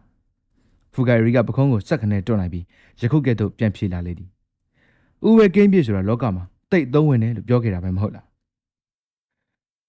းဥကစီးကွက်နေကြောင်းတင်ကတိတ်ပြီးစိတ်ပါသွားလို့ထင်ပါတယ်ကွယ်ဥကအထက်တန်းကျောင်းမှာတင်တဲ့တင်ချပါတာရဲ့ထဲမှာစီးကွက်အောင်တကယ်ပဲစိတ်ဝင်စားတာပဲလားဟုတ်တယ်ဥလေဂျာမနီဂီတပညာရှင်ဘတ်တလာဂျိုအန်ဆဘက်စတီယန်ဘက်1685မှ1950ရဲ့ Equal Temperament ကိုနားထောင်ရရင်ဘယ်တော့မှညင်းငွေတယ်မရှိဘူးအသက်တွေကိုတွေ့လာရတယ်လို့ပဲကျွန်မလည်း Equal Temperament ဆိုတဲ့တခြင်းကိုနားထောင်မှုတယ်မင်းလည်းအဲ့တခြင်းကိုကြိုက်တာပဲလားဖူကာရီကခေါင်းငိမ်ပြလိုက်သည်ကျမဆရာအဲ့တခြင်းကိုအမြဲနားထောင်နေဦးရဲ့ ဆရာဆိုတာဘယ်ဆရာလဲသမီးရဲ့အကြောင်းကဆရာလားထိုမေကွန်းအတွက်အဖြေကပေါ်မလာခဲ့ပြီအခုချက်ချင်းပြောရမှာကစောဝါသေးတဲ့ဥယျာဉ်ဆိုတော့အမှုရာကသူမရဲ့မျက်နှာရင်းအတိုင်းသားပေါ်လင်လျက်ရှိလေသည်ထို့နောက်တတိယလာသည့်အလားသူမကအပေါ်မှမိုးကအင်ကြီးကိုချွတ်လိုက်လေသည်သူမရဲ့ဝစ်ချွတ်ပုံသည်မွေးတကောင်အရေကုန်လဲသည့်အလားတွန့်လိန်ကတစစီဆွဲထုတ်လျက်နောက်ဆုံးတွင်အကုန်ချွတ်လိုက်သည်ထို့နောက်အင်ကြီးကိုခောက်ဖော်မရဘဲအကုန်လုံးဆွဲခါကအနည်းရှိကလတ်ထိုင်လက်တန်းပေါ်တွင်ကောက်တင်လိုက်တော့သည်မိုးကောက်အောက်တွင်ကဖက်ဖူးရောင်လေဝိုက်ဆွဲတာပပနှင့်ဆွတ်ဆွတ်ပြူနေသောဂျင်းပေါင်းမီထူထူကလေးကိုဝစ်ဆင်ထားသည်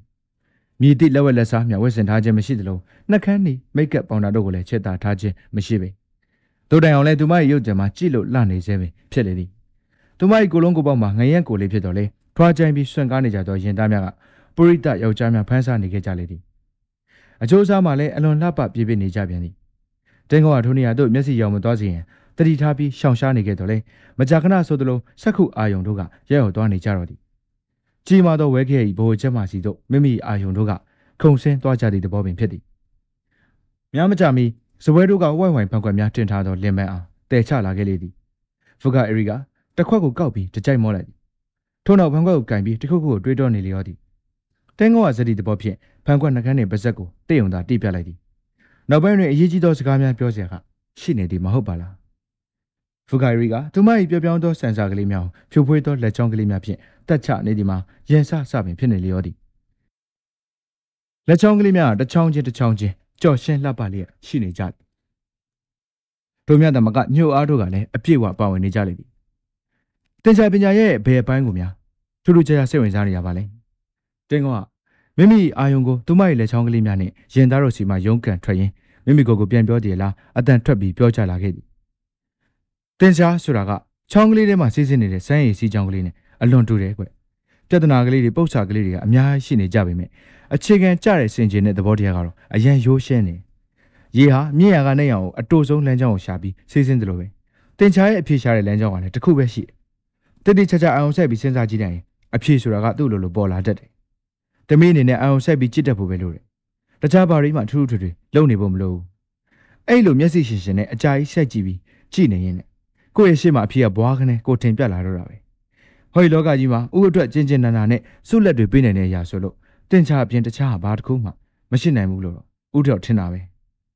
ဖူဂိုင်ရီကထိုစကားနဲ့ပတ်သက်ပြီးခဏတစ်ဖြုတ်တွေ့ကလေးစဉ်းစားနေခဲ့လေသည်ဒါဖြင့်ဘာဖြစ်လို့ဥကဝိထုတွေကိုပါရေးနေရတာလဲဖူဂိုင်ရီကဘုံဘွင်းရှင်းရှင်းပင်မေးချလာလေသည်တင်းကောကသူမ၏မေကွန်အားရှေလျားလာသောဝက်ချအဖြစ်ပြောင်းကယခုကဲ့သို့ဖြေလာခဲ့လေသည်တင်ချာဘာသာရဲ့ကိုအဲ့လောက်တောင်နှစ်သက်ခုံမနေရတဲ့ဘာဖြစ်လို့များဝိထုတွေကိုရှောက်ရေးချင်နေရလဲကိုဝါဒနာပါရဲ့တင်ချာကိုတစ်သက်လုံးလိုက်စားတော့တာကပုံမကောင်းဘူးလားမင်းမေးချင်တာကအဲ့ဒီသဘောမဟုတ်လားဖူဂိုင်ရီကခေါင်းငိမ်ပြလိုက်သည်ဘယ်လိုပြောရမလဲတကယ်တော့လူဘဝဆိုတော့တင်ချာနဲ့အရန်ကွာချတယ်အဲ့ဒီမှာကအရာရာအတိုင်းဟာအတူဆုံးလမ်းအတိုင်းစီးစင်းတယ်လို့တသက်မှတ်တည်းပြောလို့မရဘူးဘယ်လိုပြောရမလဲတင်ချာဆိုတာကကိုယ့်အတွက်တိတ်ပြီးတဘာဝကြလွန်နေတင်ချာဆိုတာကဥအတွက်တော့အင်မတန်လှပတဲ့ရှုခင်းကြီးတစ်ခုလိုပါပဲသူ့မှာပါတဲ့ပစ္စည်းတွေကလည်းတစ်ခုနဲ့တစ်ခုအစားထိုးပြီးလဲလှယ်ဖို့မလိုတော့အောင်ပြည့်စုံနေဒါကြောင့်မို့တင်ချာလေးကိုရောက်နေတဲ့အချိန်မှာကိုကဖန်သားပြင်ကြီးလိုပဲကြည်လင်နေရတယ်တခါတလေကြောက်လည်းအဲ့လိုကြီးဖြစ်သွားမှောင်ကြောက်လာမိတော့တယ်ဖူဂိုင်ရီကသူမရဲ့အကြည့်ကိုတခြားဘက်သို့လွှဲမပစ်ဖဲတင်းကောကြီးမျိုးလုံးမြောက်တဲ့တဲ့ကြီးစိုက်ကြည့်နေခဲ့သည်ပမာအဖြစ်ပရင်းပေါက်မှန်ကိုမျက်နှာကပ်ပြီးအခန်းထဲသို့လှမ်းကြည့်နေသည့်ပုံစံမျိုးပင်ဖြစ်လေသည်ဝတ္ထုရေးတဲ့အခါမှာတော့ကိုကလှပတဲ့စကလုံးလေးတွေကိုရွေးပြီးကိုယ်ပတ်ဝန်းကျင်မှာရှိတဲ့ရှုခင်းတွေကိုကိုယ်စိတ်ကြိုက်ဖလှယ်ပြီးချဲသားလို့ရတယ်လေတနည်းပြောရင်တော့ကိုလိုတလို့ပြန်ပြီးဖန်တီးလို့ရတယ်ဆိုတဲ့သဘောပေါ့အဲ့လိုလုံရင်းကပဲကိုဆိုတဲ့လူသားတယောက်ဟာဟောဒီလောကကြီးမှာတကယ်ရှိနေတာပဲဆိုတဲ့ယုံကြည်မှုကဖြစ်လာတယ်အဲ့ဒါကတင်ချားဆိုတဲ့ကဘာထဲမှာရှိနေရတဲ့တဘာဝချင်းကတခြားစီပဲဥကကိုလောကကြီးထဲမှာရှိမရှိဆိုတော့ကြံစစ်လို့ရတယ်လားတိတ်ကျွမ်းတယ်လို့မပြောနိုင်သေးပါဘူးဖူဂိုင်ရီကတင်းကောရှင်းပြချက်အားလုံးသဘောပေါက်သည်ဆိုသည့်အရေးလက္ခဏာကိုတော့ပြမလာခဲ့ပြီထို့ကြောင့်လဲဆက်မမေးတော့ပဲတိတ်သွားခဲ့သည်ဝိုင်ဖန်ခွက်ကိုပါဇက်နဲ့တေးပြီးပါဇက်နဲ့ဆွတ်ယူလိုက်သည့်အလားအတန်တစ်စက်မျှမထွက်အောင်တောက်လိုက်သည်ကိုသဘောကိုပြောရင်တော့မင်းကလည်းကိုနဲ့တူတယ်လို့ပြောချင်တယ်မင်းကအခုစကလုံးကလေးတွေကိုတုံးပြီးဘေးမှာရှိတဲ့ရှုခင်းတွေကိုပြောင်းလဲဖို့ကြိုးစားရင်းကလောကကြီးထဲမှာရှိတဲ့ကိုယ့်ရဲ့အနေထားကိုရှာကြည့်နေရပါပဲဖူဂိုင်ရီကဝိုင်ခွက်ကိုလက်မှချလိုက်ပြီးနောက်တင်းကောပြောသည့်အကြောင်းအတန်ကြာငိုင်ပြီးတွေ့နေခဲ့သည် တို့ပါတော့လေသူမ၏ပါဆက်မှမြေတိထင်မြင်ချမ်းမှထွက်မလာခဲ့ကြပြီပြီးတော့အဲ့လိုစူးစမ်းနေတဲ့ဖြစ်စဉ်ကိုတရံပုံရိပ်တွေဖြစ်နေချန်ထားတယ်အဲ့ဒါတွေကအခုမင်းရင်းနေတဲ့ဝတ္ထုတွေပဲပေါ့မင်းရဲ့ဝတ္ထုတွေကိုလူတွေကဖတ်ပြီးဘယ်ချက်ကိုတော့ကြိုက်တယ်ဘယ်ချက်ကိုတော့ညံ့လို့မကြိုက်ဘူးဆိုပြီးအကြံတွေပေးလာကြလိမ့်မယ်အဲ့ဒီအဆင့်ကိုရောက်ရင်တော့အောင်မြင်တဲ့စာရေးဆရာတယောက်ဖြစ်လာပြီလို့ဆိုရမှာပေါ့တိုကာဖူကာအရီကပြစ်ပယ်တတ်ပင်ခေါင်းခါပြလာသည်ပုံတရံကျမစိတ်ဝင်စားဘူးပုံတရံစိတ်ဝင်စားဘူးဟုတ်လားဘာဖြစ်လို့လဲပုံတရံဆိုတာကအတိတ်ပဲရှိတာမှမဟုတ်ပဲဒါဖြစ်ရင်ဘာဖြစ်လို့အဲ့ဒီပုံတရံတွေကိုရေးပြီးကလောင်တစ်ပြန်ပွဲဝင်ရတာလဲဖူကာရီကဖန်ခွက်ကိုဇပွဲပေါ်သို့တောက်ခနဲ့လွှတ်ချလိုက်သည်ကျမဘယ်တော့အဲ့ဒီပြန်ပွဲဝင်ခဲ့လို့လဲဒါဆိုရင်ဘာဖြစ်လို့မင်းရေးထားတဲ့စာတွေကိုပြန်ပွဲဝင်စာမှုအနေနဲ့စာပေတိုက်ကိုဘယ်သူကများပို့ခဲ့တာလဲဖူကာရီကပကုံးတစ်ချက်တွန်းလိုက်ပြီး15စက္ကန့်လောက်စဉ်းစားကပြောလာခဲ့လေသည်ဘသူပို့လိုက်တယ်ဆိုတာကျမလည်းဘယ်သိပါမလဲဘသူပို့လိုက်တယ်ဆိုတာတော့မသိဘူးဟုတ်စားတင်းကောကတပြင်းရှည်ကြီးတစ်ချက်ကိုမှုတ်ထုတ်လိုက်သည်ဖေဖေလောကကြီးမှာအရာရာတိုင်းဟာကိုမျောလင့်ထားတယ်လို့မဖြစ်လာပါလားဟုလဲစင်ကျင်တွေးတောနေလေရောသည်ဒီကိုချင်းဒီတင်းကောသည်မိမိလက်ရှိသင်ကြားနေသောအလွတ်ပညာသင်ကျောင်းမှထွက်သွားခဲ့ကြသည့်ကျောင်းသူဟောင်းများနှင့်အဆက်အသွယ်ဖြစ်ခဲ့ဘူးပေသည်ထိုကျောင်းသူများယခုအခါမှာတက္ကသိုလ်တို့တက်ရောက်နေကြပြီဖြစ်သည့်အပြင်သူတို့ကစပြီးမိမိနဲ့တွေ့ချင်သည်ဟုဖိတ်ကြားလာခဲ့သောကြောင့်တွားတွေ့ခဲ့ရခြင်းပဲဖြစ်သည်တို့နှင့်ထိုကျောင်းသူများနှင့်အတူစားခဲ့ကြသည်နေရာမျိုးမျိုးတို့တွားလေဖြစ်ခဲ့ကြလေသည်မိမိမှာအိမ်တော်မရှိသေးသည့်လူပြိုတယောက်ဖြစ်သည်ဖြင့်ထိုကျောင်းသူများကလည်းလက်ရှိအချိန်တွင်မိမိတပည့်များမဟုတ်ကြတော့သောကြောင့်သူတို့ကတကူတကဖိတ်ကြားလာခဲ့ကြသည်ကိုညင်းပယ်ရန်အကြောင်းမရှိဟုသူကယူဆထားခဲ့ပေသည်ထိုကဲ့သို့ဒိတ်လိုပြီးတွေ့ဆုံမိခဲ့ရမှခြေလွန်ကအသွေးသားချင်းဆက်ဆက်မိသွားသည်မှာလည်းနှစ်ကြိမ်မျှပဲရှိခဲ့လေသည်တို့ပါတော့လေသူမတို့နဲ့အဆက်ဖြစ်ခဲ့သည့်အချိန်မှာလည်းထိုတောင်းခဲ့ပေသည်ထိုအချိန်ကကြမ်းကြောင်းချင်းမရှိလာပဲတဘာဝလျောက်ချက်ချင်းဆိုတဲ့ကဲ့သို့ပြည့်ပြည့်သွားခဲ့ကြပေသည်ထိုကဲ့သို့တက္ကသိုလ်ရောက်စတွေးကြွနေကြသောမိန်းကလေးနှင့်အတူနေရချင်းများမှာလည်းတင်းကောအတွက်စိတ်မငြိမ်လူမငြိမ်ဖြစ်နေခဲ့ရပြန်သည်အစောတန်သောကြောင်ပေါက်စာကလေးများနှင့်တူကစားနေရသည်နှင့်တူနေခဲ့သည်စာတွေ့ချင်းတော့အားလုံးတက်ကြွကြွပြပြရှင်းရှင်းဖြစ်ခဲ့ကြတော့လေအချိန်ကြာလာသည်နှင့်အမျှဖြည်းဖြည်းချင်းညှင်းငွေလာခဲ့ကြလျော်သည်မိမိကိုလည်းအတန်းထဲတွင်တက်ကြွကြွသင်ကြားနေသောဆရာတယောက်နှင့်လုံးဝမတူသည့်ယောက်ျားတယောက်ကဲ့သို့မြင်လာကြပြီးအထင်သေးမြင်သေးဖြစ်လာခဲ့ကြပေသည်ထိုမှတစ်ဆင့်ရည်ရွယ်ချက်များလည်းကုန်ခန်းသွားကြသည်မိမပြုတ်ကလေးများ၏ထိုးထိုးစိတ်အပြောင်းလဲမြင်တတ်သောတဘာဝတင်းကောကငကိုကလေးကကောင်းကောင်းကြီးသဘောပေါက်ထားပြီးဖြစ်လေသည်သူ့အနေနဲ့ဆေးလက်အေးနေနိုင်ခြင်းမှာမိမိထက်အသက်ကြီးသောမိန်းမများနှင့်စုံမိသည့်အခါမှဖြစ်ပေသည်သူတို့နှင့်ဆက်ဆံရသည့်အချိန်တွင်မိမိကသာနေရာတကာတွင်ဦးစီးဦးဆောင်လုပ်နေကြမလို့ခြင်းကပင်ပခုံးပမဝင်းထုတ်ကြီးတစ်ခုကြားသွားတဲ့ကဲ့သို့ပေါ်ပါလွတ်လပ်လာပေသည်တို့မြတ်သာမကမိမိထက်အသက်ကြီးသောမိန်းမအများစုက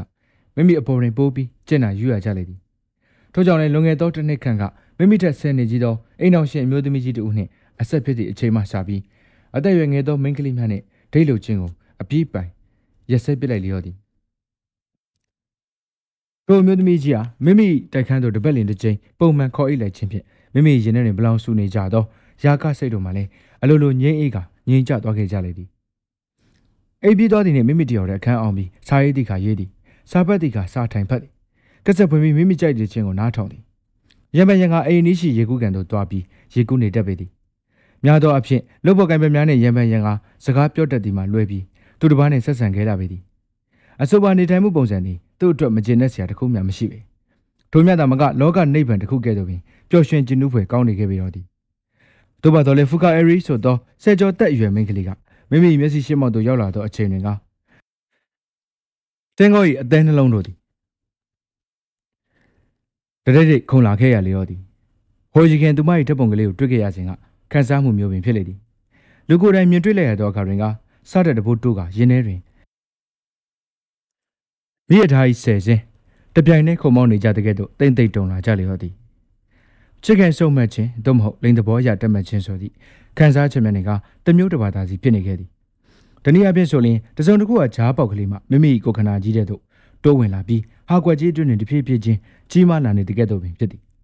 ထိုဟာကွက်ကြီးမှာဖူကာအရီဆိုသောမိမပြုတ်ကလေးကြောင့်ဖြစ်ပေါ်လာခဲ့ခြင်းမဟုတ်ဘဲငကိုကလေးကမိမိခန္ဓာကိုယ်အတွင်းတွင်ရှိနေခဲ့ပြီးဖြစ်လေသည်ထိုနေရာသို့သူမ၏အလင်းရောင်များကထိန်ဟပ်လာသောကြောင့်ဝင်းလက်တောက်ပလာခဲ့ခြင်းပင်ဖြစ်လေသည်မင်းစားရတာလဲဝါသနာမပါသလိုပြန်မဲဝင်ဖို့စာမှုမပုတ်ခဲ့ရလဲတေးကြပါရဲ့နော်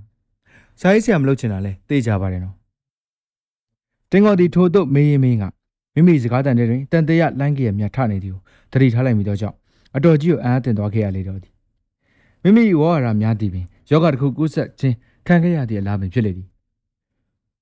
ကျမကိုကျမအဲ့လိုဖြစ်လာလိမ့်မယ်လို့လုံးဝမထင်ဘူးတို့ချင်းတွင်စပွဲတို့ကလေးကအစားအစာပန်းကိုတဲချလာခဲ့သည်ဖူဂါရီကအတုပ်စလုံးကြီးနှင့်ပေါမိုးလေးကိုယူလိုက်သည်တင်းကော၏ရှေ့တွင်မူပင်လယ်စာနှင့်လင်းခင်းခေါ်ပါစတာတပွဲကိုလာချခဲ့လေသည်ဖူဂါရီကတင်းစာကောင်းကြီးပန်းအားကျူးဆိုင်ပြီးရှာနေတဲ့ကဲ့သို့ဆက်လက်ရွက်ကြီးတွေအားခရင်ဖြင့်လှန်ကြည့်လိုက်သည်ဒါပေမဲ့တယောက်ကမင်းရတဲ့စာမူပြိုင်ပွဲဝင်ဖို့မဂဇင်းတိုက်ကိုလာပို့ထားတယ်အဲ့ဒီစာကိုကိုကအကြမ်းဖက်ခဲ့ရတယ်တိတ်ကောင်းတာပဲလေပုံးလုံးကိုပြောရလားဖူဂါရီကထိုးသွင်းမေးပြီးနောက်မျက်လုံးများကိုမေးလိုက်သည်ဟုတ်တယ်လေပုံးလုံးပဲမင်းမဲအဲ့ဒီခေါင်းစဉ်ကိုပေးခဲ့တာမဟုတ်ဖူဂါရီကဘာမှပြန်မပြောဘဲမျက်လုံးများကိုဆက်မိတ်ထားတယ်အဲ့ဒီမေးခွန်းကိုမင်းပေးခဲ့တာမဟုတ်လားတင်းကောကစိုးရင်စိတ်ဖြင့်နောက်တစ်ခေါက်ပြန်မေးလိုက်သည်ဖူဂါရီကခေါင်းကိုဆက်ခနဲ့ခါလိုက်လေသည်တင်းကော၏စိတ်ထဲတွင်ရှုပ်ထွေးသွားသဖြင့်ခေါင်းစဉ်အကြောင်းကိုဆက်မမေးတော့ဘဲအခြားအကြောင်းများကိုဆက်ဆွေးနွေးရန်ပြင်ဆင်လိုက်သည်ဘသူကပေးပေးရပါတယ်ကွာခေါင်းစဉ်ကလေးကလှပါတယ်စိတ်ဝင်စားဖို့လည်းကောင်းပါတယ်ဘလို့ခေါင်းစဉ်မျိုးလေးပါလိမ့်လို့သိကျင်တဲ့စိတ်တောင်ပေါ်လာမှာပါခေါင်းစဉ်ပေးရတဲ့ပတ်သက်ပြီးဘာမှမကျင်တဲ့ဆရာမရှိပါဘူးကိုယ်ဆိုရင်ပိုးတုံးလုံးနဲ့ပိုးအိမ်အောင်မခွဲတတ်ဘူးကို့အတွက်ခေါင်းစဉ်အရေးမကြီးပါဘူးအရေးကြီးတာကမင်းရဲ့စာမှုကလေးကအရင်စိတ်ဝင်စားဖို့ကောင်းနေတာပါပဲဒါကြောင့်မို့ကိုဆရာကိုမက်ဆုစီကိုတွားပြီးပြရတာပေါ့သူလည်းမင်းရဲ့စာမှုကိုရမ်းကြိုက်သွားတယ်ဒါပေမဲ့ကလောင်တစ်စုတဲ့ဝင်ကျင်တော့အရေးသားကိုပြင်ရေးတင်တယ်လို့သူကအကြံပေးလာတယ်အရေးသားအတော်ကြီးလိုသေးရလို့လည်းဆိုပြန်တယ်ဒါနဲ့သူကအရေးသားကိုမင်းကိုပြန်မရေးခိုင်းမယ်ကိုကိုပြန်ရေးခိုင်းမယ်လို့လည်းဆိုလာပြန်တယ်ကိုကတော့ပြန်ရေးပေးမယ်မရေးနိုင်ဘူးလို့ပြန်မဖြစ်ရသေးဘူးတင့်မတင့်ဆိုတာကိုတော့မစင်စားရသေးတင်းကောကထိုနေရာမှာနေစကားကိုဖျက်လိုက်ပြီးဖူဂါအရီတုံ့ပြန်ချက်ကိုစောင့်ကြည့်နေခဲ့လေသည်တို့ပါတော့လေသူမထံမှမြေသည့်တုံ့ပြန်မှုမျိုးမှပေါ်မလာခဲ့ပြီအခုကိုသိချင်တာကမင်းကအဲ့လုပ်ငန်းပေါ်မှာဘယ်လိုသဘောထားသလဲဆိုတာကိုပဲမင်းဘက်ကသဘောမတူသေးမင်းစီကအကူအညီကိုမရသေးတော့ကိုအနေနဲ့အဲ့ဒီလုပ်ကိုဘလို့မှလုပ်နိုင်မှာမဟုတ်ဘူးဖူဂါရီကခဲချင်းသည့်တစ်ဖက်ကိုတူးနှင်းညံပြီးကောက်သွားလိုက်သည်တင်းကောကကမာခေါ်မအသားဘက်ကိုခရင်ဖြင့်ကော်ပြီးစားလေသည်ပြန်ရင်းမယ်ဆိုရင်လည်းရပါလေဖူဂါရီကခက်လွယ်လွယ်ပင်ပြန်ပြေးလာသည်ထို့နောက်ခရမ်းရှင်သည်တစ်ဖက်ကိုထောက်ဝါးလိုက်ပြီးနောက်တစ်ခါထက်ပြောပြန်တော့သည်ဥတို့ကြိုက်တယ်လို့ပြန်ပြင်ရေးလို့ရပါတယ်မင်းအနေနဲ့အချိန်နဲ့လောက်ယူပြီးမှဖြေတဲ့တယ်ဒါအသိအရေးကြီးတဲ့ပြဿနာဖြစ်နေလို့ပါဖူဂါရီကခေါင်းခါပြတ်လိုက်သည်သူမအတွက်တော့သိအရေးမကြီးဆိုသည့်သဘောပင်ဖြစ်လေသည်ကိုကမင်းရဲ့ဝတ္ထုကိုပြန်ပြင်ရေးရမယ်ဒါပေမဲ့ဇလန်းကျိုးရိုးကိုလုံးဝမပြောင်းမဲပို့ပြီးဖက်လို့ကောင်းအားဖြစ်ပြီးရေးပေးရမယ်ပြင်ရေးလိုက်ရင်ဇလန်းရဲ့ပုံစံကအတော်ကြီးပြောင်းလဲသွားမလားတော့မပြောတတ်ဘူးဘလို့ပဲပြောင်းဒီဇလန်းရဲ့ပိုင်ရှင်ဆက်ကမင်းပဲဒီဇလန်းဟာလည်းဖူဂါအရီဆိုတဲ့အသက်18နှစ်အရွယ်မင်းကလေးကရေးထားတဲ့ဇလန်းကလွဲပြီးတခြားဇလန်းမဖြစ်နိုင်ဘူးတကယ်လို့ဒီဇလန်းကဆူရသွားခဲ့ရင်လည်းစွတ်တက်ယူရမှာကမင်းပဲဖြစ်လိမ့်မယ်စာအုပ်ဖြစ်ထုတ်ဝေဖြစ်ခဲ့ရင်လည်းမင်းရပဲအဲ့ဒီစာအုပ်ကိုရေးတဲ့စာရေးဆရာဖြစ်ရမယ်ကိုကတော့အဲ့ဒီစာအုပ်ဖြစ်မြောက်ရေးအတွက်အကျိုးတော်ဆောင်ဖွဲ့တွေကအဖွဲ့ဝင်တယောက်ပဲဖြစ်နေလိမ့်မယ်ကိုတို့ဖွဲ့ဆိုတာကမင်းရဲ့ကိုမက်ဆုဆန်တို့သာပါဝင်တဲ့3ယောက်ပေါင်းအဖွဲ့ပဲဖြစ်လိမ့်မယ်ဒါပေမဲ့ရှေ့တန်းကိုထွက်ပြီးနာမည်ခံရမှာတော့မင်းတယောက်တည်းလုပ်ရမယ်ကိုရိုနီယာကတော့နောက်ွယ်ကနေပြီးပံ့ပိုးပေးကြမယ်ဇက်ပွဲတစ်ပွဲဆိုရင်တော့ကလကာနောက်ကဒါရိုက်တာတွေပဲပေါ့ဖူဂါရီကတရုတ်နန်တစ်ဖက်ကိုခရင်နဲ့ကောက်စားလိုက်ပြီးခေါင်းငိတ်ပြလိုက်သည်သဘောပေါက်ပါပြီလေပိုးတုံးလုံးဆိုတဲ့ဇလန်းဟာဘလို့အခြေအနေမျိုးပဲရောက်မင်းရဲ့ကိုယ်ပိုင်ပစ္စည်းပဲမင်းရဲ့ကိုယ်တွေကပေါက်ပွားလာတဲ့အရာပဲအဲ့ဒါကိုကိုယ့်ရဲ့ပစ္စည်းလို့ဘယ်လို့မှပြောလို့မရနိုင်ဘူးကိုယ့်ရဲ့အနေထားဘေးကနေပြီးပံ့ပိုးကူညီပေးတဲ့အဆက်မဲ့ရှိတယ်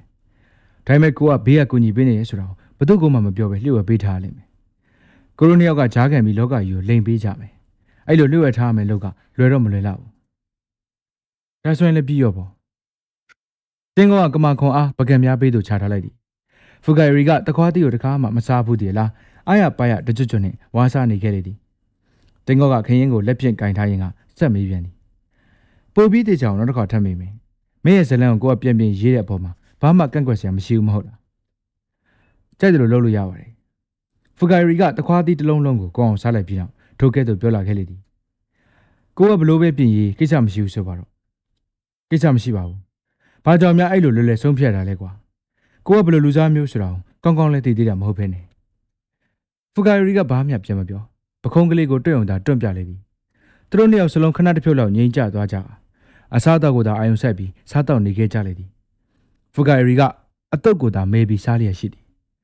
တခါတည်းပေါမုတ်ကိုထောပတ်နဲ့တုပ်ပြီးစားတဲ့ကဲ့သို့ဝိုင်ခွက်ကိုလည်းယူပြီးတောက်တယ်တင်းကောကမူဆက်ရုပ်ကြီးတရုတ်ကဲ့သို့ပင်လယ်စာမြောက်တစ်ခုပြီးတစ်ခုကော့စားနေရင်ကရှေ့ဖြစ်လာမိလာလာများကိုတွေ့ရင်ငိုင်နေခဲ့လေသည်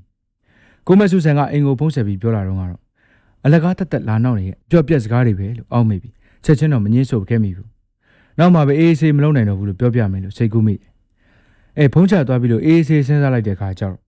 မင်းရဲ့ဇလန်ကိုပြန်ပြီးရေးကျင်တဲ့ဆန္ဒတွေကရင်ထဲမှာတဖွာဖွာဖြစ်လာခဲ့တော့တယ်ထို့သူပြောလိုက်ပြီးဒီနောက်မိမိစကားမှာလိုအပ်နေသေးကြောင်းတတိထားလိုက်မိသည်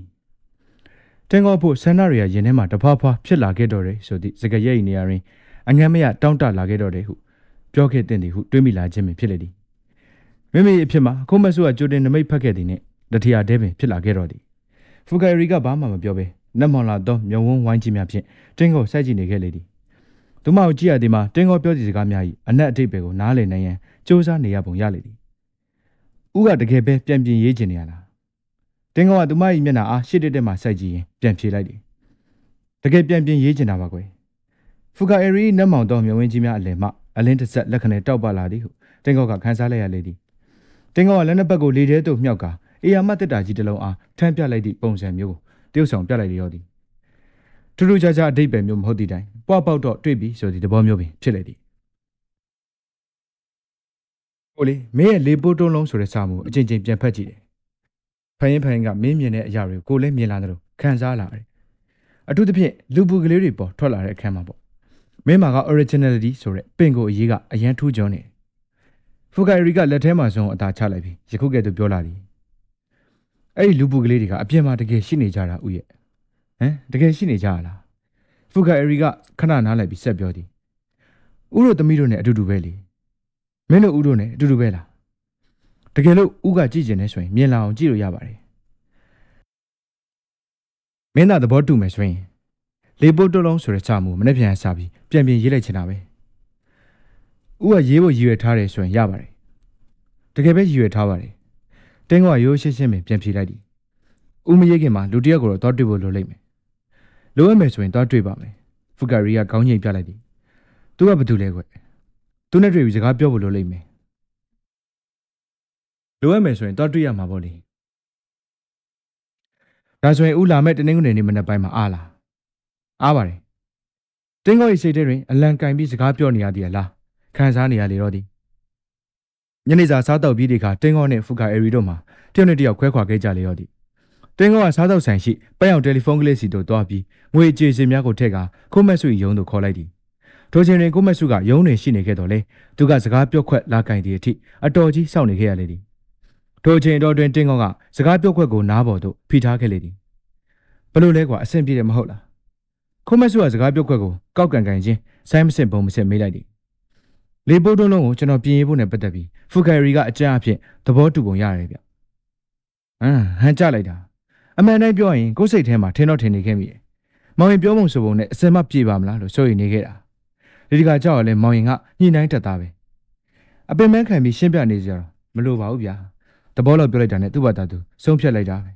။ဘလို့ပဲဖြစ်ဖြစ်ရပါတယ်ကွာ။အခုတို့လို့ခြင်းတဲ့အဖြေကိုရနေပြီမဟုတ်လား။ဒါပေမဲ့ပြန်မရေးခင်လူတယောက်နဲ့တွေ့ပြီးစကားပြောပြရမယ်လို့သူကတောင်းဆိုလာသေးတယ်။ဘယ်ရလူလဲ။ဘလို့လူလဲမသိပါဘူးဗျာ။ဘာပဲဖြစ်ဖြစ်သူနဲ့တွားတွေ့ဖို့တော့လိုလိမ့်မယ်လို့တောင်းဆိုနေရလေကိုမဆုကစက္ကန့်နှင်းငယ်ရင်းနေပြီးမေးလာသည်ဒါဆိုရင်ဘယ်တော့အဲ့လူနဲ့တွားတွေ့မှာလဲလာမယ့်တနင်္ဂနွေနေ့မှာလေသူကပဲအဲ့လူစီကိုခေါ်သွားမယ်လို့ပြောတာပဲအခုငါတို့လုပ်နေတဲ့အလုပ်မှာအခြေခံသဘောထားကတက်နိုင်တယ်များလှုပ်ဝက်ထားရမယ်ဆိုတာပဲ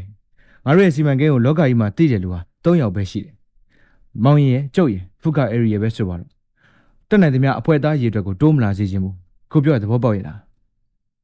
အကျဉ်းအဖြစ်တော့သဘောပေါက်ပါတယ်တို့နောက်ပိုင်းတွင်ကိုမဆွေလေးတန်မှာပျော့ပြောင်းလာခဲ့လေရောသည်ဘာဖြစ်ဖြစ်ဖူဂိုင်ရီကသူ့ဆာမှုကိုမောင်ရင်ပြင်ပေးမအောင်လက်ခံလိုက်ပြီဆိုတာကအရေးကြီးဆုံးပဲကျန်တဲ့ကိစ္စတွေကအခြေအနေကိုကြည့်ပြီးရှင်းလို့ရတယ်တင်းကစကားပြောခွက်ကိုဘယ်ဘက်သို့ပြောင်းကင်လိုက်သည်ထို့နောက်ညာဘက်လက်ချောင်းဖြစ်နှစ်သက်ဆက်ကိုနှိပ်နေခဲ့လေသည်ဒီမဲ့ကိုမဆွေချန်ကျွန်တော်ကတော့ဒီကိစ္စကိုအကောင့်တွေဖော်ရမအောင်စိတ်လေးနေမိတယ်ဗျာသူမနဲ့တွေ့တော့အဲ့လောက်မခံစားခဲ့ရပါပဲအခုလိုတယောက်တည်းနေတဲ့အခါပိုပြီးခံစားလာရတယ်ဒီလုပ်ငန်းထဲမှာထူးဆန်းတဲ့အရာတခုကပါနေတယ်လို့ပဲအဲ့ဒါကိုအုံနောက်ကမဟုတ်ပဲတကုတ်လုံးမှာရှိတဲ့အတွေ့အကြုံတွေကအလိုလိုခံစားနေရတယ်လို့ပဲမောင်ရဖူဂိုင်ရီနဲ့တွေ့ပြီးမှအဲ့လိုခံစားလာရတာလားဟုတ်တယ်ကျွန်တော်ရဲ့စိတ်ထဲမှာဒီမိန်းကလေးကကျွန်တော်တို့မမြင်တဲ့အရာတွေကြိုပြီးမြင်နေရတယ်လို့ပဲခံစားလာမိတယ် ယူကြောင်ကြောင်ဖြစ်နေရလို့များမောင်ရင်ကထင်နေရလားသူပြောပုံဆိုပုံကတော့ထူးခြားနေရကတော့အမှန်ပဲဒါပေမဲ့ယူနေတဲ့အဆင်မျိုးတော့မဟုတ်တာသိကြတယ်သူ့ရဲ့ပြောပုံဆိုပုံတွေကပုံမှန်တိုင်းဖြစ်နေကြရလေဧကနာကောင်မလေးကမောင်ရင်ကိုများစိတ်ဝင်စားနေရလားကွာအဲ့ဒါတော့ကျွန်တော်လည်းမပြောတတ်ဘူးဘာဖြစ်ဖြစ်မောင်ရင်ကိုစိတ်ဝင်စားနေရအမှန်ပဲဒါကြောင့်မို့အခုချက်ချင်းပြန်ရေးပြီးကိုယ့်စီကိုသာလာပို့ပြီးတော့အဲ့ဒီခါဇပွဲအပုပ်မှာတင်ထားတဲ့စာမှုထက်ကြီးတွေကအရင်စာမှုဟောင်းကိုထုတ်ယူပြီးအစ်စ်ကိုလဲထည့်လိုက်ရုံပဲ10ရက်လောက်ဆိုရင်လုံလောက်တယ်မဟုတ်လားတန်ကောကတက်ပြင်းရှည်ကြီးကိုဆွဲလိုက်ရင်ညင်းညူလိုက်လေဒီအရန်ခတ်တာပဲဗျာဘာဖြစ်ဖြစ်စူးစမ်းလိုက်စမ်းပါကွာဒါမှအဲ့ဒီမိန်းကလေးမြင်ထားတဲ့လောကကြီးကိုသိလာရမှာအဲ့ဒီလောကကြီးနဲ့တကယ်ရှိနေတဲ့လောကကြီးကိုဆက်ဆက်ပေးရမှာမောင်ရင်တောင်းရမယ်အဲ့ဒီတောင်းရင်ကိုမောင်ရင်ကလုံနိုင်ပြီမဲ့ကျုပ်ကတော့ထိုးထိုးပြောနေစမှာပဲတယ်လီဖုန်းလိုင်းကဖြတ်ခနဲပြတ်ထွက်သွားလိတော့သည်ခန်းလေးပြေးပါပြီနားဆင်ပေးခဲ့တဲ့အတွက်ကျေးဇူးအထူးတင်ရှိပါတယ်ခင်ဗျာကြငယ်မှာအခန်း9နဲ့6ကိုဆက်လက်ဖတ်ပြပေးရမယ်ခင်ဗျာ